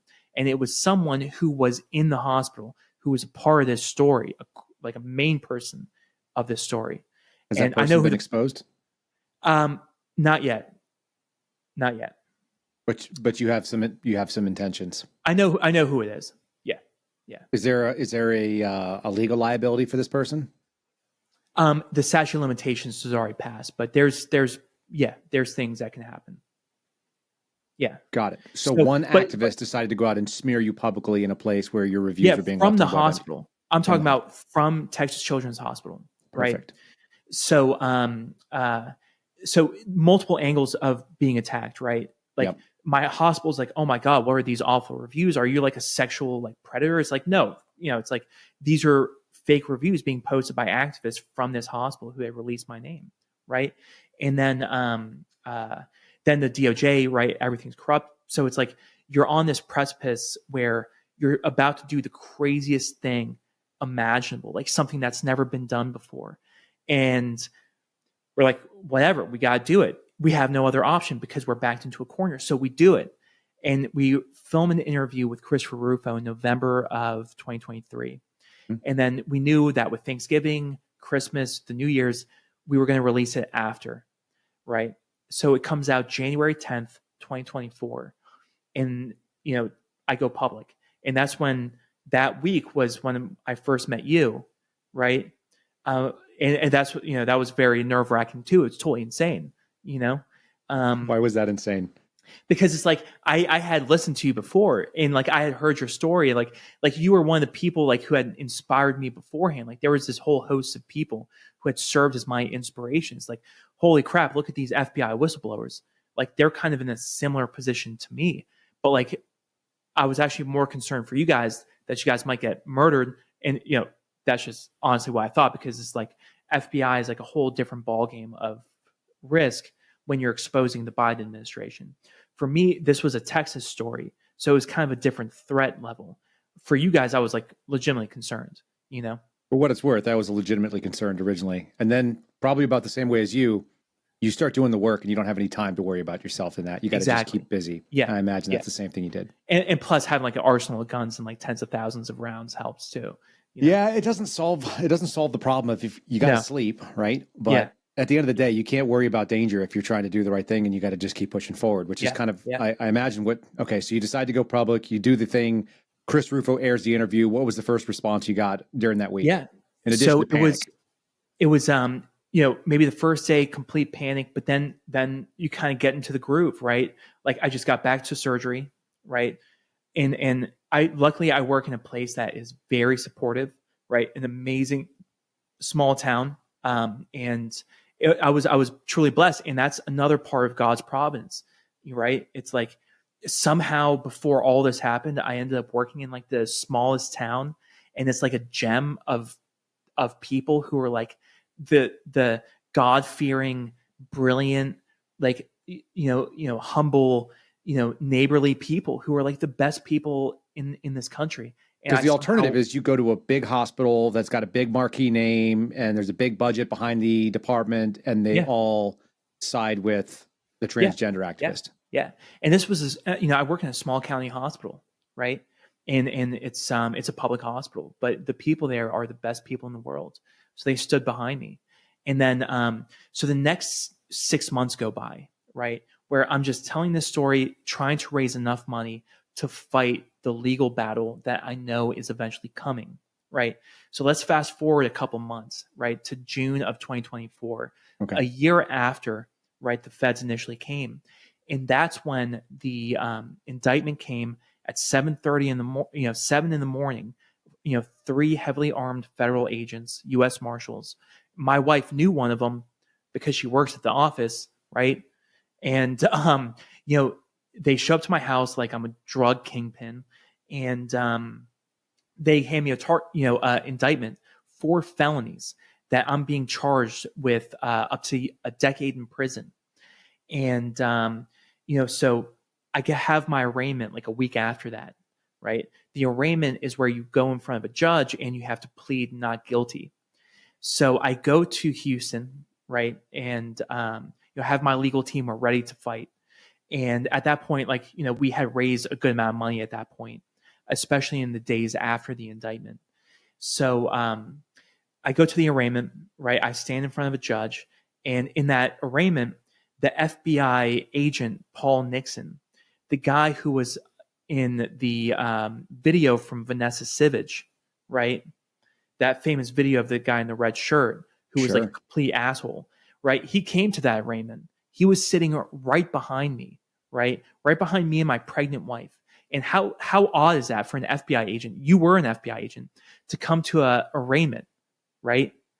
For like someone they're investigating. And he sits right behind me like some type of creeper. Like, that's crazy, you know? That's fairly common, actually, to show up for the initial appearance. People do that. Oh, really? It's more common than you'd think, yeah. All right. Well, I'll take usually that they're the one who arrests you. So for what it's worth, so people can understand the process and how it usually would go down, usually somebody would come and the indictment would equal either a surrender or an arrest warrant. Then you would be taken into custody, brought in front of a judge. Then you have your initial appearance, and the person who brought you in front would actually be that agent. Then they'd either turn you over to the marshals or they'd release you on your own recognizance, whatever was going to happen next. So that's fairly common. The fact that we're talking about something that is not violent, white collar, sketchy medical question, that, you know, they let you drive down there yourself, I assume. Yeah. So if that's the case, it's kind of a different animal, but it's not the craziest thing to imagine an FBI agent there. Just for context, I don't think it's that wild. And that's good to know, right? I don't like it any better. I don't like it any better. But I appreciate that. To know that it's not that uncommon is good to know. But still, he sat right behind me. Very weird. I felt very uncomfortable. I imagine you did. Sure. Yeah. So I plead not guilty, but of course this isn't a federal criminal court, right? So like everyone else came out in like an orange jumpsuit and like handcuffs. So it's like the person before me was like a pedophile. The one before that was like, trafficking like 100 pounds of cocaine.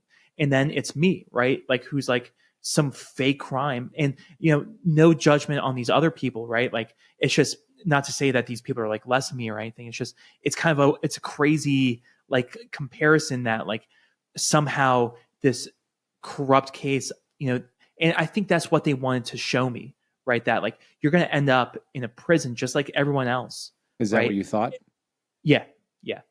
That they wanted to make sure it was done that way, right? To scare me, right? So you could see what was coming. Exactly. Yeah, because Steve Baker, my friend, said the same thing when he was put out there on 4 misdemeanor charges. Yeah. He's like, because they leg shackled me. They took me out and they sat me next to a meth dealer in a jail cell for 4 hours so I could get my mind right. Yeah. And then they read in front of the entire courtroom, and there were reporters in there too, right? For these counts, for, disclosure, for, violating patient, rights and whatever, 10 years in prison, right? The whole point is like the theater of it. Mm-hmm. And, like, because I know this, right? Because my attorneys had a conversation in that courtroom that day with Tina Ansari. The lead prosecutor had been threatening my wife, who had been threatening me, super corrupt. The first thing she says to my attorney, Ryan Patrick, who was her old boss, by the way, because Ryan Patrick was the former U.S. attorney under Trump of the Southern District. He was, following him was Hamdani. Yeah. Right. So, Tina Ansari was a AUSA under Ryan Patrick, who was now representing me. Right. The first thing that Tina Ansari says in that courtroom is, are we really going to try this case? The implication being, like, why doesn't he just plead to something and get it all over with? And it's like, yeah, you're wrong, lady. There's no way in fucking hell I'm going to plead to something. No way. No way I would ever do that. So, right, the fight's on. And then after that, I love your attitude about this because I empathize with it so much. I feel like it's such, people don't get it. Like what drives you, like that got you going. Like they wanted to intimidate you and it changed you the other way.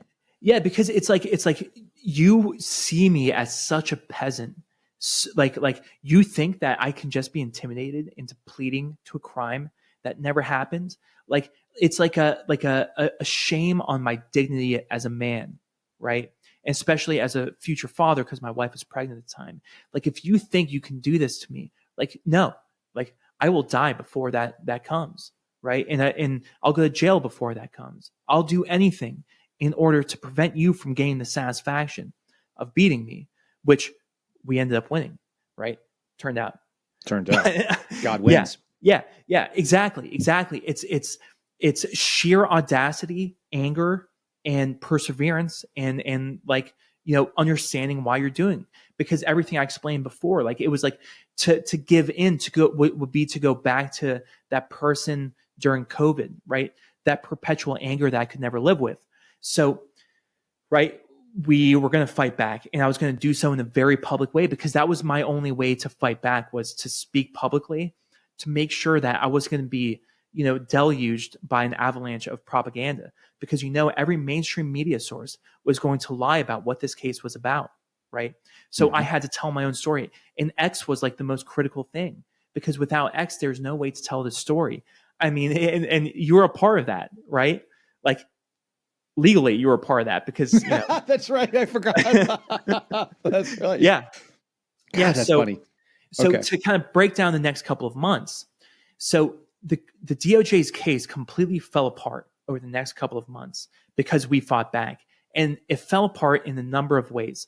First of all, their initial indictment said that I had no reason to be a TCH in April and May of 2023.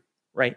Even though they had evidence that showed I was rotating and operating there, right, in April and May of 2023. But their indictment was telling some like completely fake story. So like I knew it was a fake story, and we just had to get evidence from TCH, right? So we did.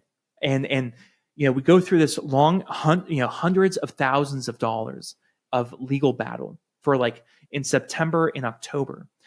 What ends up happening is, right, the TCH discloses to DOJ, oh, in actuality, yeah, Dr. Haim was working at TCH in April, May of 2023. He was operating on the day that he requested access. And what they were accusing me of was accessing the medical records without authorization, right? Like I hacked into the system. Right. Right. But that was not true, right? I was working there. But the DOJ's own evidence showed that I was working there. So their first indictment fell apart, right?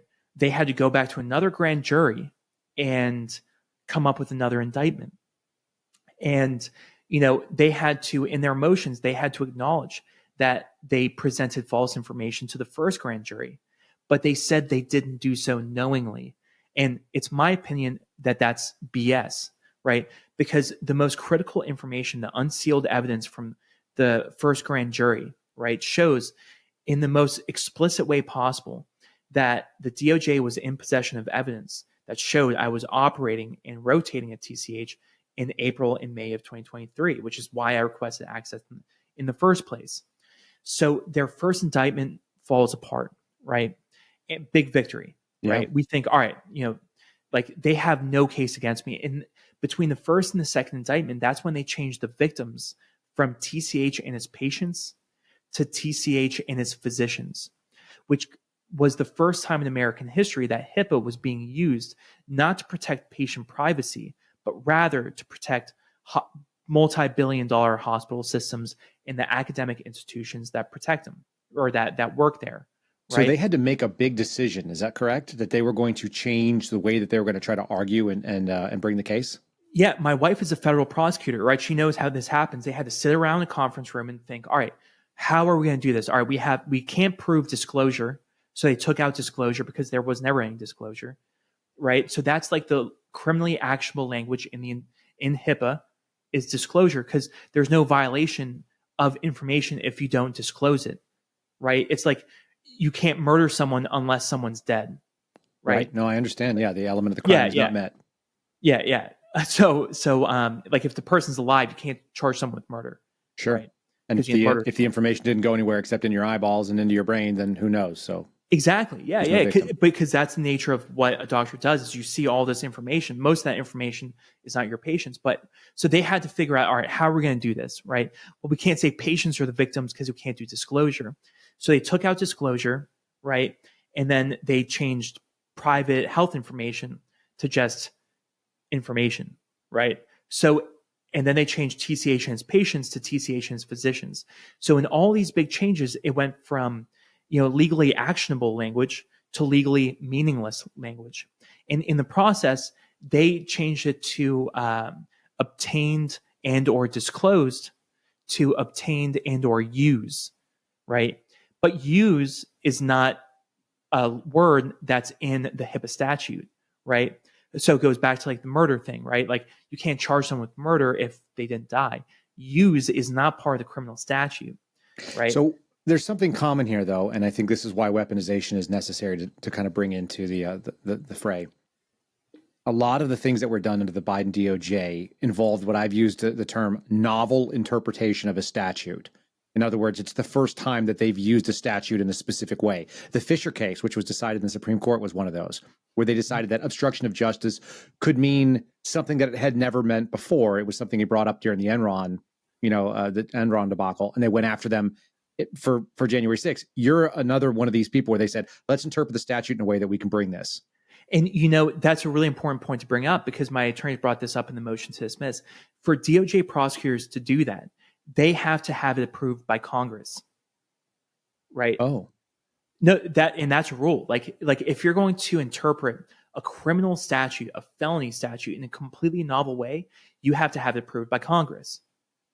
That would usually mean that Congress just passes a law that says, yeah, this is what we meant. Yeah. Like it has to go through a formal process of approval, right? Interesting. So that didn't happen, of course. And that's like a very minor technicality that my attorneys found, but which is huge. But they also had shown that the entire predicate of their case was unconstitutional, right? Like fundamentally unconstitutional, what they were doing, which makes it illegal, right? So And so the second indictment was changed in a way, right, to where the victims were no longer patients, but TCH and his physicians, those physicians being Baylor College of Medicine physicians.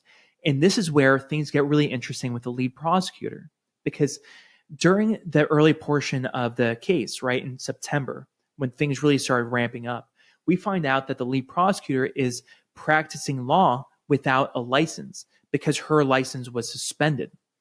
And to practice law in Texas without a license is a felony, right? No matter what the reason is. So we bring this up to the judge. We say, hey, judge, like this attorney is practicing law without a license.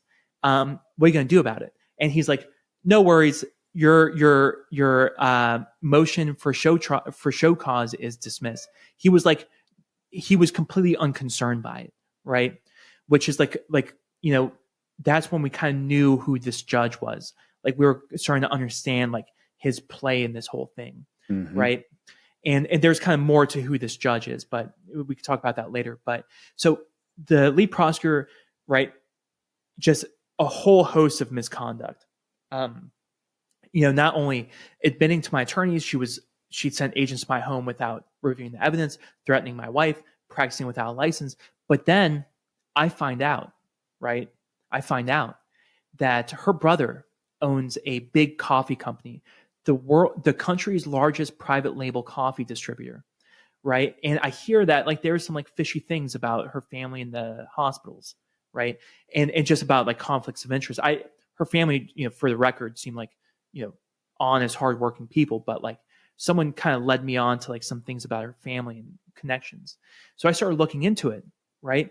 And it turns out that her family, right, her brother owns this coffee company who has business, like active business contracts with Harris Health, which is part of the Baylor TCH consortium. It's like one of the three legs of the stool, right, is Harris Health, the public entity. Yeah. Her uncle was on the board of TCH. Her aunt is a major TCH and Baylor College of Medicine fundraiser. Her brother, the guy with the coffee company, right after Tina Ansari sent agents to my home, Tina Ansari's brother started attending major fundraisers with the president of TCH, Debbie Sukin, where he was raising like $400,000, like $1 million, right, in like one night. And so your wife knows that DOJ has very specific conflict of interest rules, and they're pretty broad, if I recall. Yeah, anything that can be perceived as like a conflict of interest, it's like a relatively low threshold. Yeah, and then you just beg off, and somebody else steps in. Yeah, so the prosecutor who was reinterpreting HIPAA in the first time in American history to make it not about patients, but about powerful, multi-billion-dollar medical institutions, TCH and Baylor, was the same person whose family stood the most to benefit if those powerful institutions were protected. So, of course, once we make the DOJ aware of these conflicts of interest, she steps away from the case in a motion that was under seal. So she was probably so embarrassed by what was happening that she withdraws from the case under a sealed motion. For people who don't know what that is, she used the judge's secret capabilities to keep things under wraps to withdraw from the case, which is very atypical because there's no reason for a prosecutor to withdraw from the case and to have it sealed. She could very simply just say that she could write up a motion that says there's a conflict of interest that's been uncovered and I'm stepping away. Yeah. But this conflict of interest was too much, right? Yeah. And it probably would have shed light, it sounds like, on the entire reason why they were bringing the case in the first place. Exactly, which is why everything happened so quick, right? When was this? This is late 2024? Yeah, this is November 2024.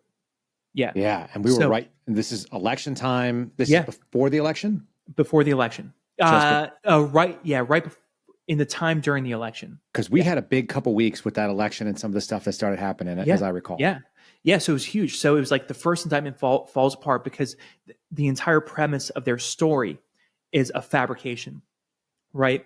Then the second indictment falls apart because they charged me with a non-existent crime, the use thing, as I mentioned, obtain and or use, but they also left a typo in their indictment. Instead of subchapter XI, they said instead of subchapter XI, they wrote subchapter XL, like extra large, Right. like a Taco Bell order, so they didn't even proofread their indictment, So their second indictment falls apart. And then Tina Ansari, just got embarrassed by the judge because she was practicing without a license. She had all these conflicts. And then she steps down from the case, right?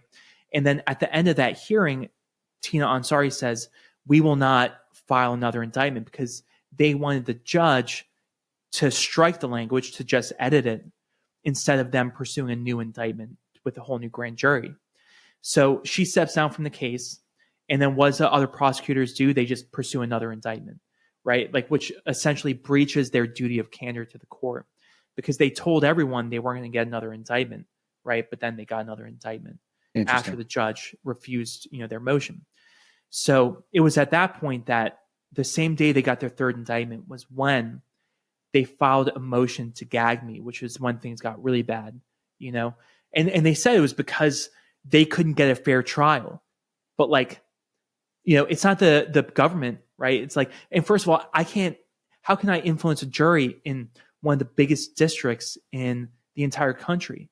And when there's a million things you would do beforehand to prevent the court from taking away my First Amendment, like, voir dire, right? Like with asking, people in the jury, have you ever heard of this person, right?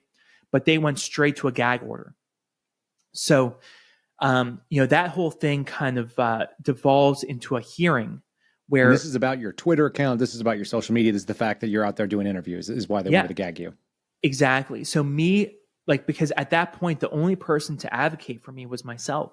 Just by speaking out publicly on Twitter, I was able to mount a legal defense, but also express to the public what was happening in taxpayer-funded courtrooms, how the DOJ was completely corrupted.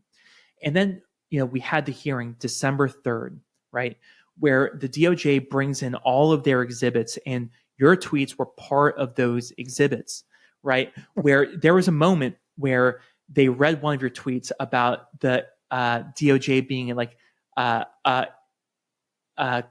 clown car of incompetent midwits. And the court breaks out in laughter, right? And the DOJ doesn't realize that everyone's laughing at them, right? Yeah. So, but good. The judge was clutching his pearls. Like, this was the first time he's ever heard of like a citizen criticizing the DOJ. He was like, oh my God, like, how can this person, treat the DOJ like this? It was embarrassing for, to see this judge. For my own knowledge, did they say who I was, or they just said Kyle Seraphin, some random guy? Yeah, they just said Kyle Seraphin. Yeah. That makes it even funnier.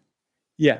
Yeah. I guess if they had known who I was, it would have been even more offensive to them. Yeah. Yeah. But so the judge, as a result of that gag order hearing, December 3rd, after the election, right, he threatens to send me to jail if I continue similar conduct. So he didn't grant the order. He didn't deny the order. What he did is something called like a prior restraint, right? This is really important stuff. This is Garrett O'Boyle, like 101. This is his biggest thing. So let's get really, really specific about it. Prior restraint is what he wanted you to do. Yeah. So prior restraint is like when you limit the expression of, speech before it even happens in a way that is unconstitutional. It's so me telling you need to figure out what my line looks like. Exactly. And don't cross the line, then I'm not going to tell you what it is. Yeah. So he said similar conduct, but he didn't define what similar conduct is. So it's like, so I'll send you to jail if you cross a line that I have not defined. But how am I supposed to know where the line is because you haven't defined it? But if I cross it, the consequences are the most severe. And he knows that by not granting it or denying it, he protects himself from accountability from appeal, right? And he also knows we didn't have any money to appeal it, right? He also protects the DOJ from criticism, which is what the ultimate goal was.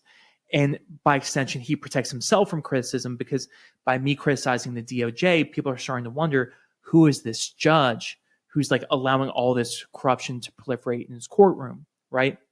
So, but all that comes at a cost.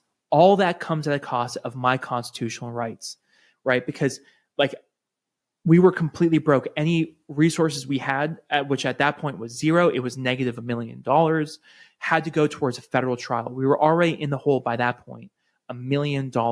And we had at that point raised like $1.2 million.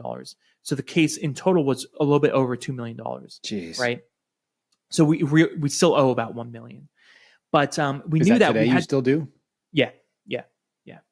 So we had to save everything for a trial, which we were still planning on going to in February, right? So like for the next month and a half, I had to stay silent. That's why my wife spoke out, because my wife was just furious. And granted, she's still working at the DOJ. She's a federal prosecutor. And she was so upset by what had happened. And my wife was born. My daughter was born just a couple of months earlier in September, So my wife speaks out, and you remember that was like in mid-December. So she's like speaking out on my behalf, because like speaking out was the only thing I could have possibly done to defend myself legally, because how am I going to pay my attorneys? Donations was the only way I could pay my attorneys. How can I tell the truth to people? So my wife understood that. So that's when she decided to speak out. But then after Trump got inaugurated January 20th and he signed the EO against the weaponization, that's when behind closed doors, the DOJ was just escalating the case, like January 20th, 21st, 22nd, right? So I'm like, this is too much, right? Like, this is in direct contravention of Trump's newly signed executive order, and they're escalating this case behind closed doors. I can no longer stay silent, right? Because ever since that hearing, I just shut up, because I couldn't risk it, right? We didn't have any resources to do anything. That was the hardest time. I mean, truly, that was the most difficult time. I was back into the place where I was during COVID. I was so angry, because like I was now a part of it. I was a part of the corruption that was being imposed on me by the judge, because I was the one who was allowing their corruption to proliferate, right? Because they required me, my own compliance in order to make the whole thing seem legitimate, right? And it was after Trump's inauguration and after that EO and after they were escalating this case behind closed doors, I said, enough is enough. Like, this is over. I'm speaking out.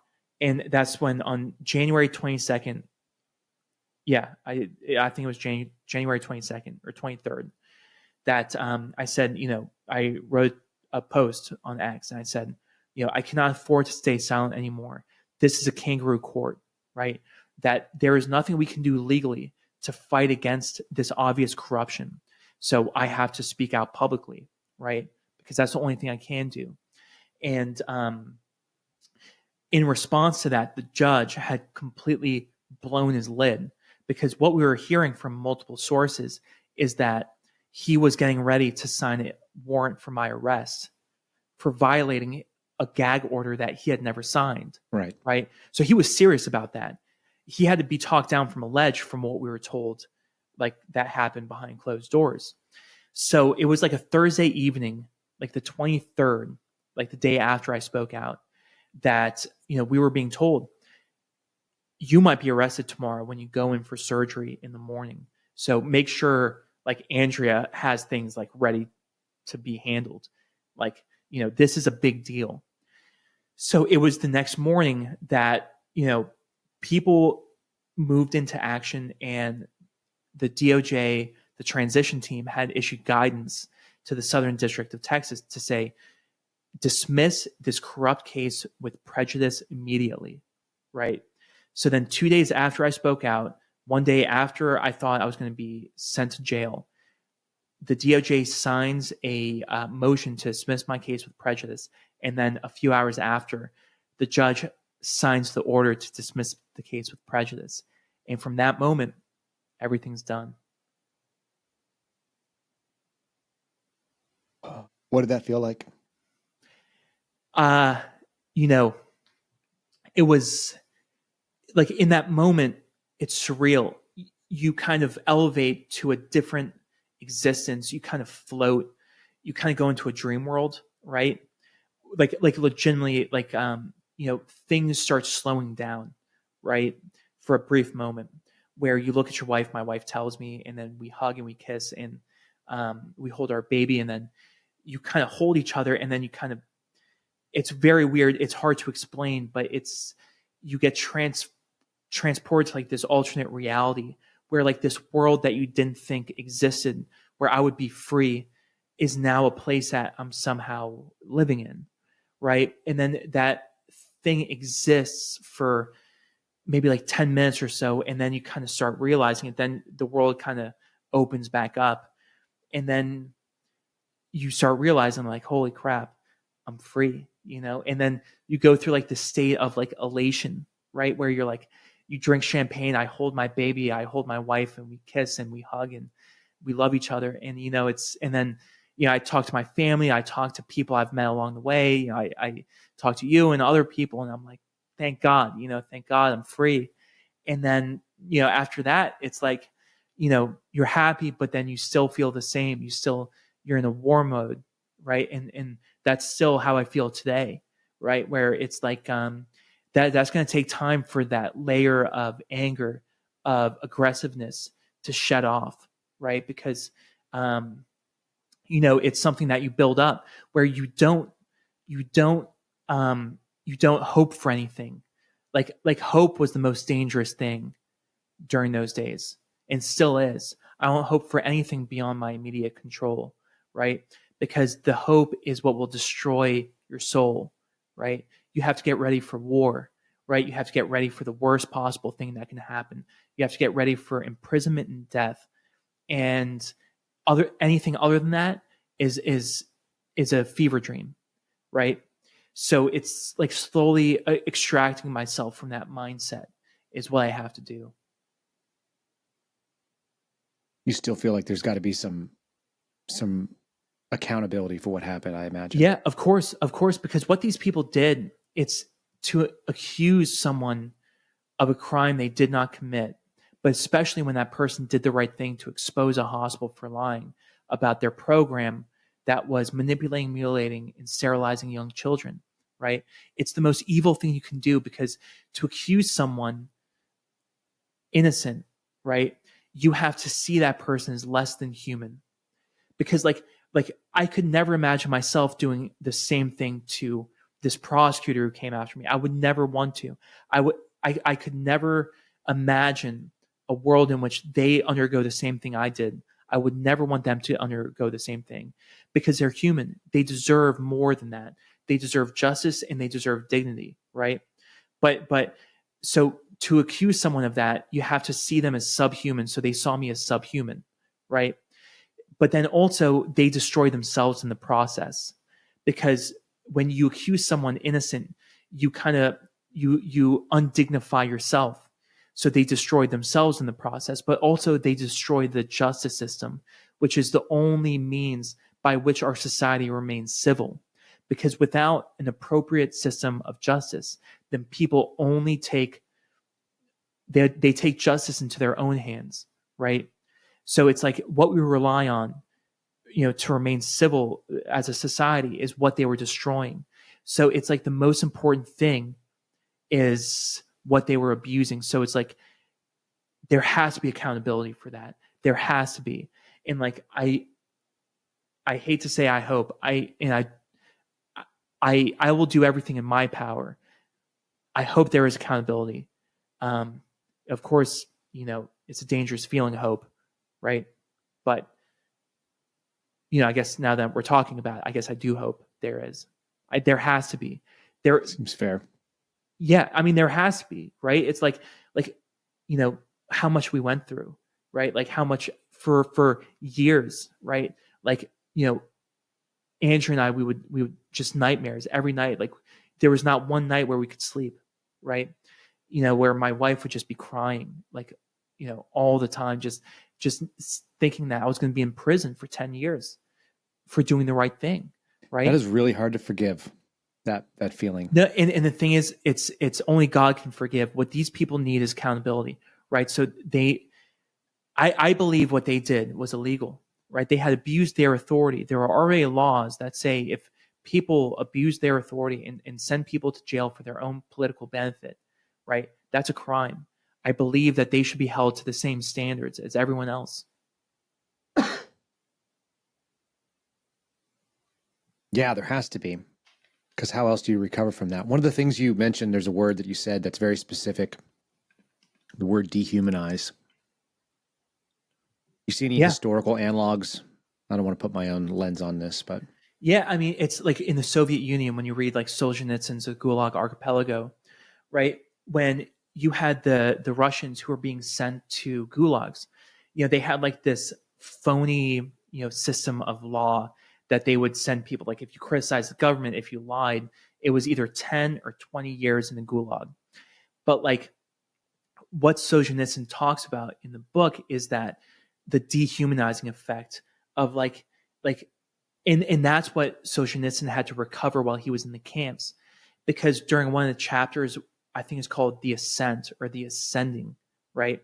Which is where the famous quote comes from, where the line between good and evil is not between nations, it's not between states, it's not between anything else. It's the line goes in between each human heart, right? And it was like once you realize that each part of us can be complicit in evil just as much as we can be complicit in good. But for these people to take away the system of justice from another human is to dehumanize themselves, right? It's to take a step towards the line of evil, right? To dehumanize not only their target, but also themselves. And so, of course, this is a story that is the most human of stories. This is something that we've gone through a million times before. This is just a replay. And another famous Solzhenitsyn quote, I think it's him, where he says, like history doesn't repeat itself, but it rhymes, right? Like this is it, right? This is just another play on something that's happened before. it seems like that's going to be the legacy of the 2020s. Dehumanization. Yeah. I don't know why we have to repeat that every 60 or 80 years, but it does seem like a real thing. I mean, that's what they did to you, right? They dehumanized you. They did it to your patients during COVID as well, did they not? Yeah, yeah. Because it's not the first time you've even talked about it in the last 2 hours. Yeah, yeah. And it's like when you see other people dehumanized, like you feel a need to stand up for those who are dehumanized. What was happening to these kids at the transgender clinic? They were being dehumanized, like in the most physical way possible, because the human soul, right, is what was being ripped out of their bodies with the assistance of medications and hormones and surgery, right? And they were actually being dehumanized. Yeah, like the name that they were born into this world was now their dead name, right? Like what other way to dehumanize someone than that, right? And it's like, so, right, you have to stand up for that. But then when they dehumanize me, it's like, nope, no, you can't do that. I'm going to fight back, right? And now it's like it always starts until they hit that one spot. Yeah, yeah. It's like or hit that one person. And it's another part of the Solzhenitsyn. He has this quote where he talks about, like, I forget what chapter it is in the Gulag Archipelago, but where he says, if only every single person who the secret police, when they showed up to your door, if you said, no, I'm not going to go with you, I'm going to fight back, and you fought to the death, how much suffering would be prevented, right?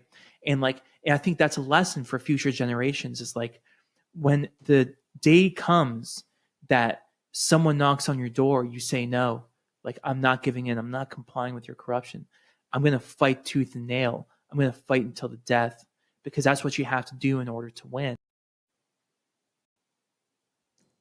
I agree.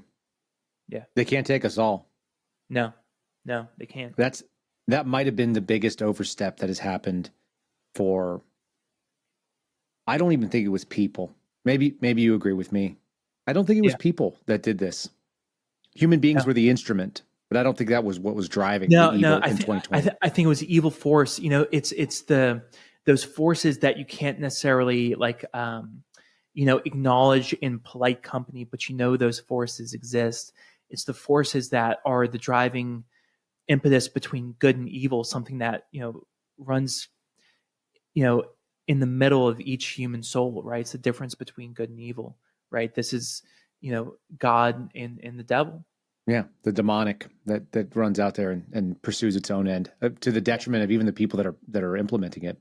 Because none of those people that went after you are any better off for it.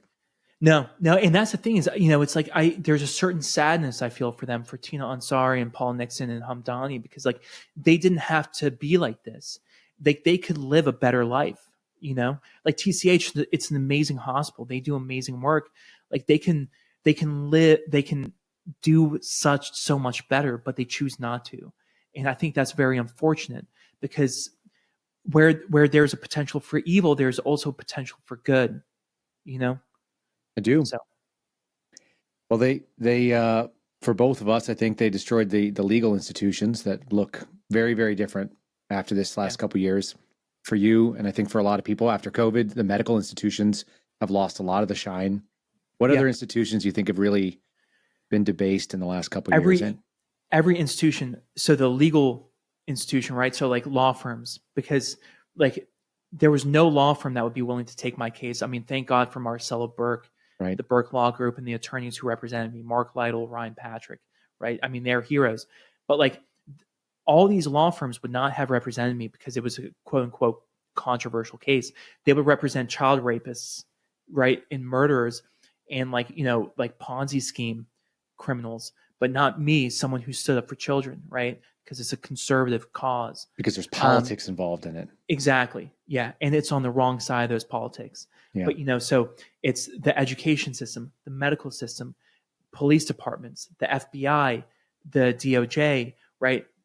You had psychologists, psychiatry. Every establishment institution in this country had been debased because they had participated in the lies. So where do we go, Doc? What comes up next, you think? I think for me, it's gradually fade out into obscurity. I'll try to raise as much money just to pay our legal bills, but most likely we won't be able to. And we'll just pay it off over the next couple of decades, which sucks, It's probably with Social Security. I'll probably pay legal bills with our Social Security checks when we're like 70 years old because the age, they should raise the age. I mean, separate issue, but they should raise the age for Social Security. But, yeah, we need one of these. We need somebody to come in and maybe underwrite this cause because it was the right cause. Yeah, I hope so. I'm not holding my breath because if there's one group of people, I am not, the other institution is conservative donors, right? I mean, it's though I've talked to so many conservative donors, right? We're like, oh yeah, we'll help you out. They're so nice to you in person. They say, oh yeah, I'll text, I'll call. They make all these promises, and granted, I'm not begging for their support. It's like, I would love it. It'd be great. But like, we can do it on our own with the help of the American people. But like every single one of these donors never respond. Never. It's an interesting problem. Yeah. And then these same people, a lot of them will turn around and write a check to like some political organization that doesn't do anything except pay think tank guys and stuff. And it's an interesting dynamic. Yeah. It is an interesting dynamic. I'm not mad at them. They can do what they want with their own money. And that's the thing is like there's no hard feelings. It's like, yeah, because it is their money. I have no claim. It's kind of just an eye-opening moment to see what is and is not valuable. Yeah, because like it's their money. They have a right to, if they don't want to donate, oh man, that's totally fine. No problem. But it's just to see what other things they donate to is kind of revealing. All right. What are the good things that have come out of this, if anything? Give me a couple of high points. I mean, I'll tell you what. I mean, everything is positive, right? It's like, but within the darkness, you have to find the light. I mean, my wife and I, it's like, I've never loved my wife more than I do today, right? I look at my daughter's eyes. It's like, it's just happiness and beauty and potential. For myself, it's like, I never thought I could get through something like this. Like I told my attorneys in the very beginning, like a crazy person, right? Like we have to fight against the most powerful federal leviathan in human history, number one. We have to beat this case, number one. We have to raise over $1 million, number two. I was wrong. It should have been $2 million. But still, we raised over $1 million. And we have to somehow, gather the most prominent conservative voices in the country to speak out for our cause, because that's the only way we're going to fight back. And I did all of those things. And I was just a random dude. I was just a random guy. I was a no one, but we were able to do it. And it's like I believed in myself. My wife believed in me. I believed in her, and I believed in my attorneys. It's like, that's an awesome thing, man. Like, our relationships, like, man, like, you're awesome, dude. Like, I would consider you a friend. For sure. There's so many good relationships from this. And it's like, yeah, there was some bad stuff, nothing compared to the good, because it's like, it's a privilege to be able to take on this fight and to fight against the most evil forces known to mankind, right? Like, that's something to be a part of. That's a fight to be a part of, man. It's also great not to become the thing that they've accused you of being. Yeah. To rise above it. Here you are. You're looking for the good out of it. You didn't become some angry, miserable, just, spiteful human. No. And it's kind of like when I talk about anger, it's like, it's not like the spiteful anger. It's like the motivating anger, right? It's like righteous indignation. I'm going to give you a name for it. Oh yeah. Like what's the guy's name who wrote the book, Righteous Indignation? Andrew Breitbart. Yeah. It's righteous indignation. Where, like, we should be righteously indignant. We should be angry, but it should be like the type of anger where, like, you don't need to eat, you don't need to sleep, where, like, you can walk through a burning building and you can't get burned because the inferno that is burning inside of your heart is so much hotter than, like, any flames that are outside, which is like how this is possible. It's like the only way to make it through something like this is to be, like, animated by this righteous indignation, like this anger, right? But it's not spite. It's not vengeance. It's justice. It's goodness. It's beauty. It's love. Amen, Doc. Amen, man. Amen. How good was it getting all your weapons back? It was like a,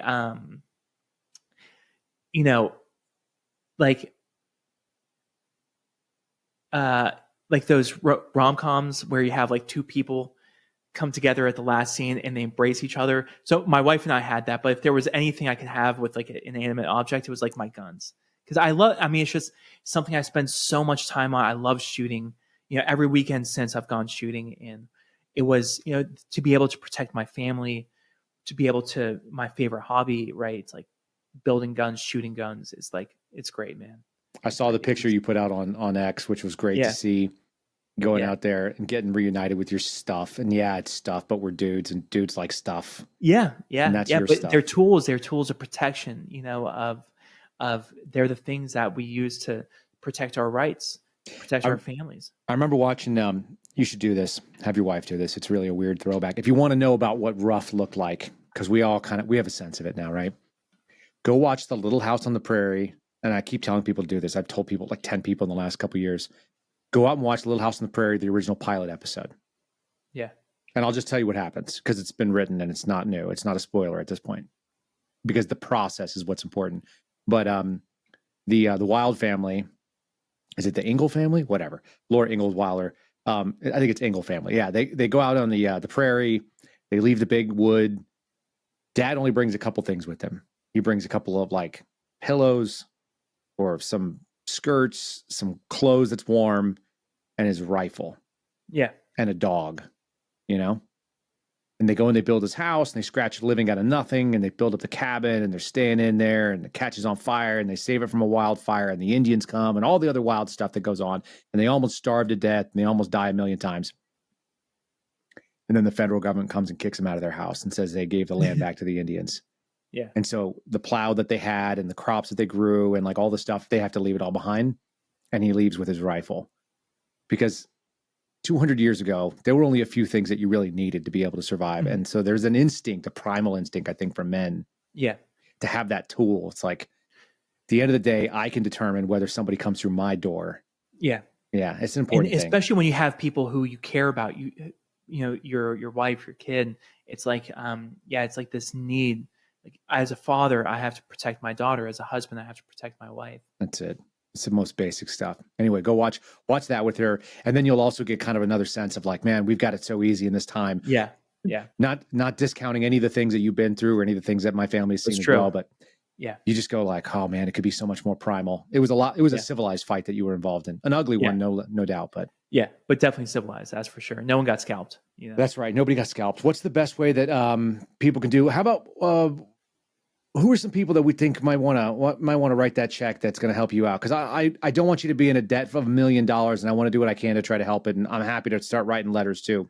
Everybody needs a little bit of money right now, but this seems like one of those holes that should be filled in because it's really righteous. The easiest person obviously is Elon Musk because he's like the richest person in the world. I may have an in on that. Okay, we'll do that. Yeah, good. But I don't want to make this appear like I'm like demanding anything. It would just be cool. That'd be cool. But it's a rounding error for him too, probably. Yeah, and he's got important things going on. So it's like I'm telling you, man. Totally cool. Like we'll pay it off over decades. It's fine. You didn't want Social Security anyway. Yeah. So it's like, but the reason I say that is because X intervened in my case, about the gag order. Did they? Yeah. They were an interested party, just like TCH or Baylor. Did you hear from was it Shafe Jaffe? Was that the attorneys? You know what? I think so. Yeah. Yeah. They reached out to me the other day. Oh, really? Yeah, they want to sue the federal government with me. Yeah, you should. I mean, yeah, they're good. They're legit people. I can just from my own, personal experience, I can tell you that they're legit. Like, I believe it. And they intervened in my case. I'm just a random guy, but they're willing to stand up for the little person, X, right? So they're really about what they say. They're about free speech because my case was about free speech more so than anything else. Truly. It's maybe that's one of the biggest redeeming things for most people to see is that some of these folks, there's a lot of people out there that are fakes. Would you agree? Oh yeah. But Elon Musk and X, no. Yeah. And Babylon B, Hermeet Dillon. Oh man. They're the real deal. Hermeet Dillon. Holy crap. The suspendables, Garrett O'Boyle, Steve Friend, Kash Patel, too many people. Good people, really good people. Simone Gold, she's great. Love her. We could just do like a love fest on all the people. Yeah. I really appreciate that you have such a positive attitude out of this. I want to tell you that we're praying for you. We've been praying for you. I'm so grateful that you had the outcome you did. I know the audience is going to be really excited about it too, if they haven't been paying attention. I'm glad I got to talk to you on the day it was dismissed, even if you had a couple of bottles, a bottle of just champagne cracked open already. It made my day. It probably made. Hey, my I'll tell week. you what. It's like those prayers were heard, man. Yeah, they were. They were heard. All right. Well, let's leave it on that, folks. Say a prayer for the doc and his family, for this country, for the folks that are out there doing the right thing, and pray that you are ready too. That when that moment comes, you're ready, because. You don't get to get very many second shots at that. You don't get another bite at the apple usually. You usually got yes or no. No. Thank you, man. It was a privilege. And that is the Sunday Sit Down. I hope you enjoyed that conversation. Maybe you learned something. Maybe you saw something you didn't see before. Make sure you do us a favor. The easiest way to support the program, in addition to supporting our sponsors, is to share it with a friend. Very easy to do. You can join the live chat when we put this thing out on rumble.com/Kyle Seraphin. You can find us on YouTube. It's at Kyle Seraphin there, or at Kyle Seraphin on X. Those are the easy live streams. Otherwise, you could find it a day early. You could be a paid subscriber and see it the day before on Locals. That's KyleSeraphin.com. Or you can see it ad-free over on Spotify. Very easy to do. Download the app, send it over to a friend. The cheat code to get there is KyleSeraphinShow.com. KyleSeraphinShow.com will take you right to our Spotify page. You can watch it there if you like to. Appreciate you telling a friend about it. Appreciate you giving us a 5-star review if that's an option, or doing a like and a notification and a subscription on the various places where you can. Hope you have a wonderful day. Hope you will join us for the morning program. It's at 09:30 Eastern time. That is for our regular political commentary and current events and a little bit of snarky comedy and humor as we go through the day. Hope you have a great one. Talk to you soon. God bless you. Thank you for listening to The Kyle Seraphin Show, streamed live weekdays on rumble.com/Kyle Seraphin. Follow Kyle on Twitter, Truth Social, and Instagram at Kyle Seraphin.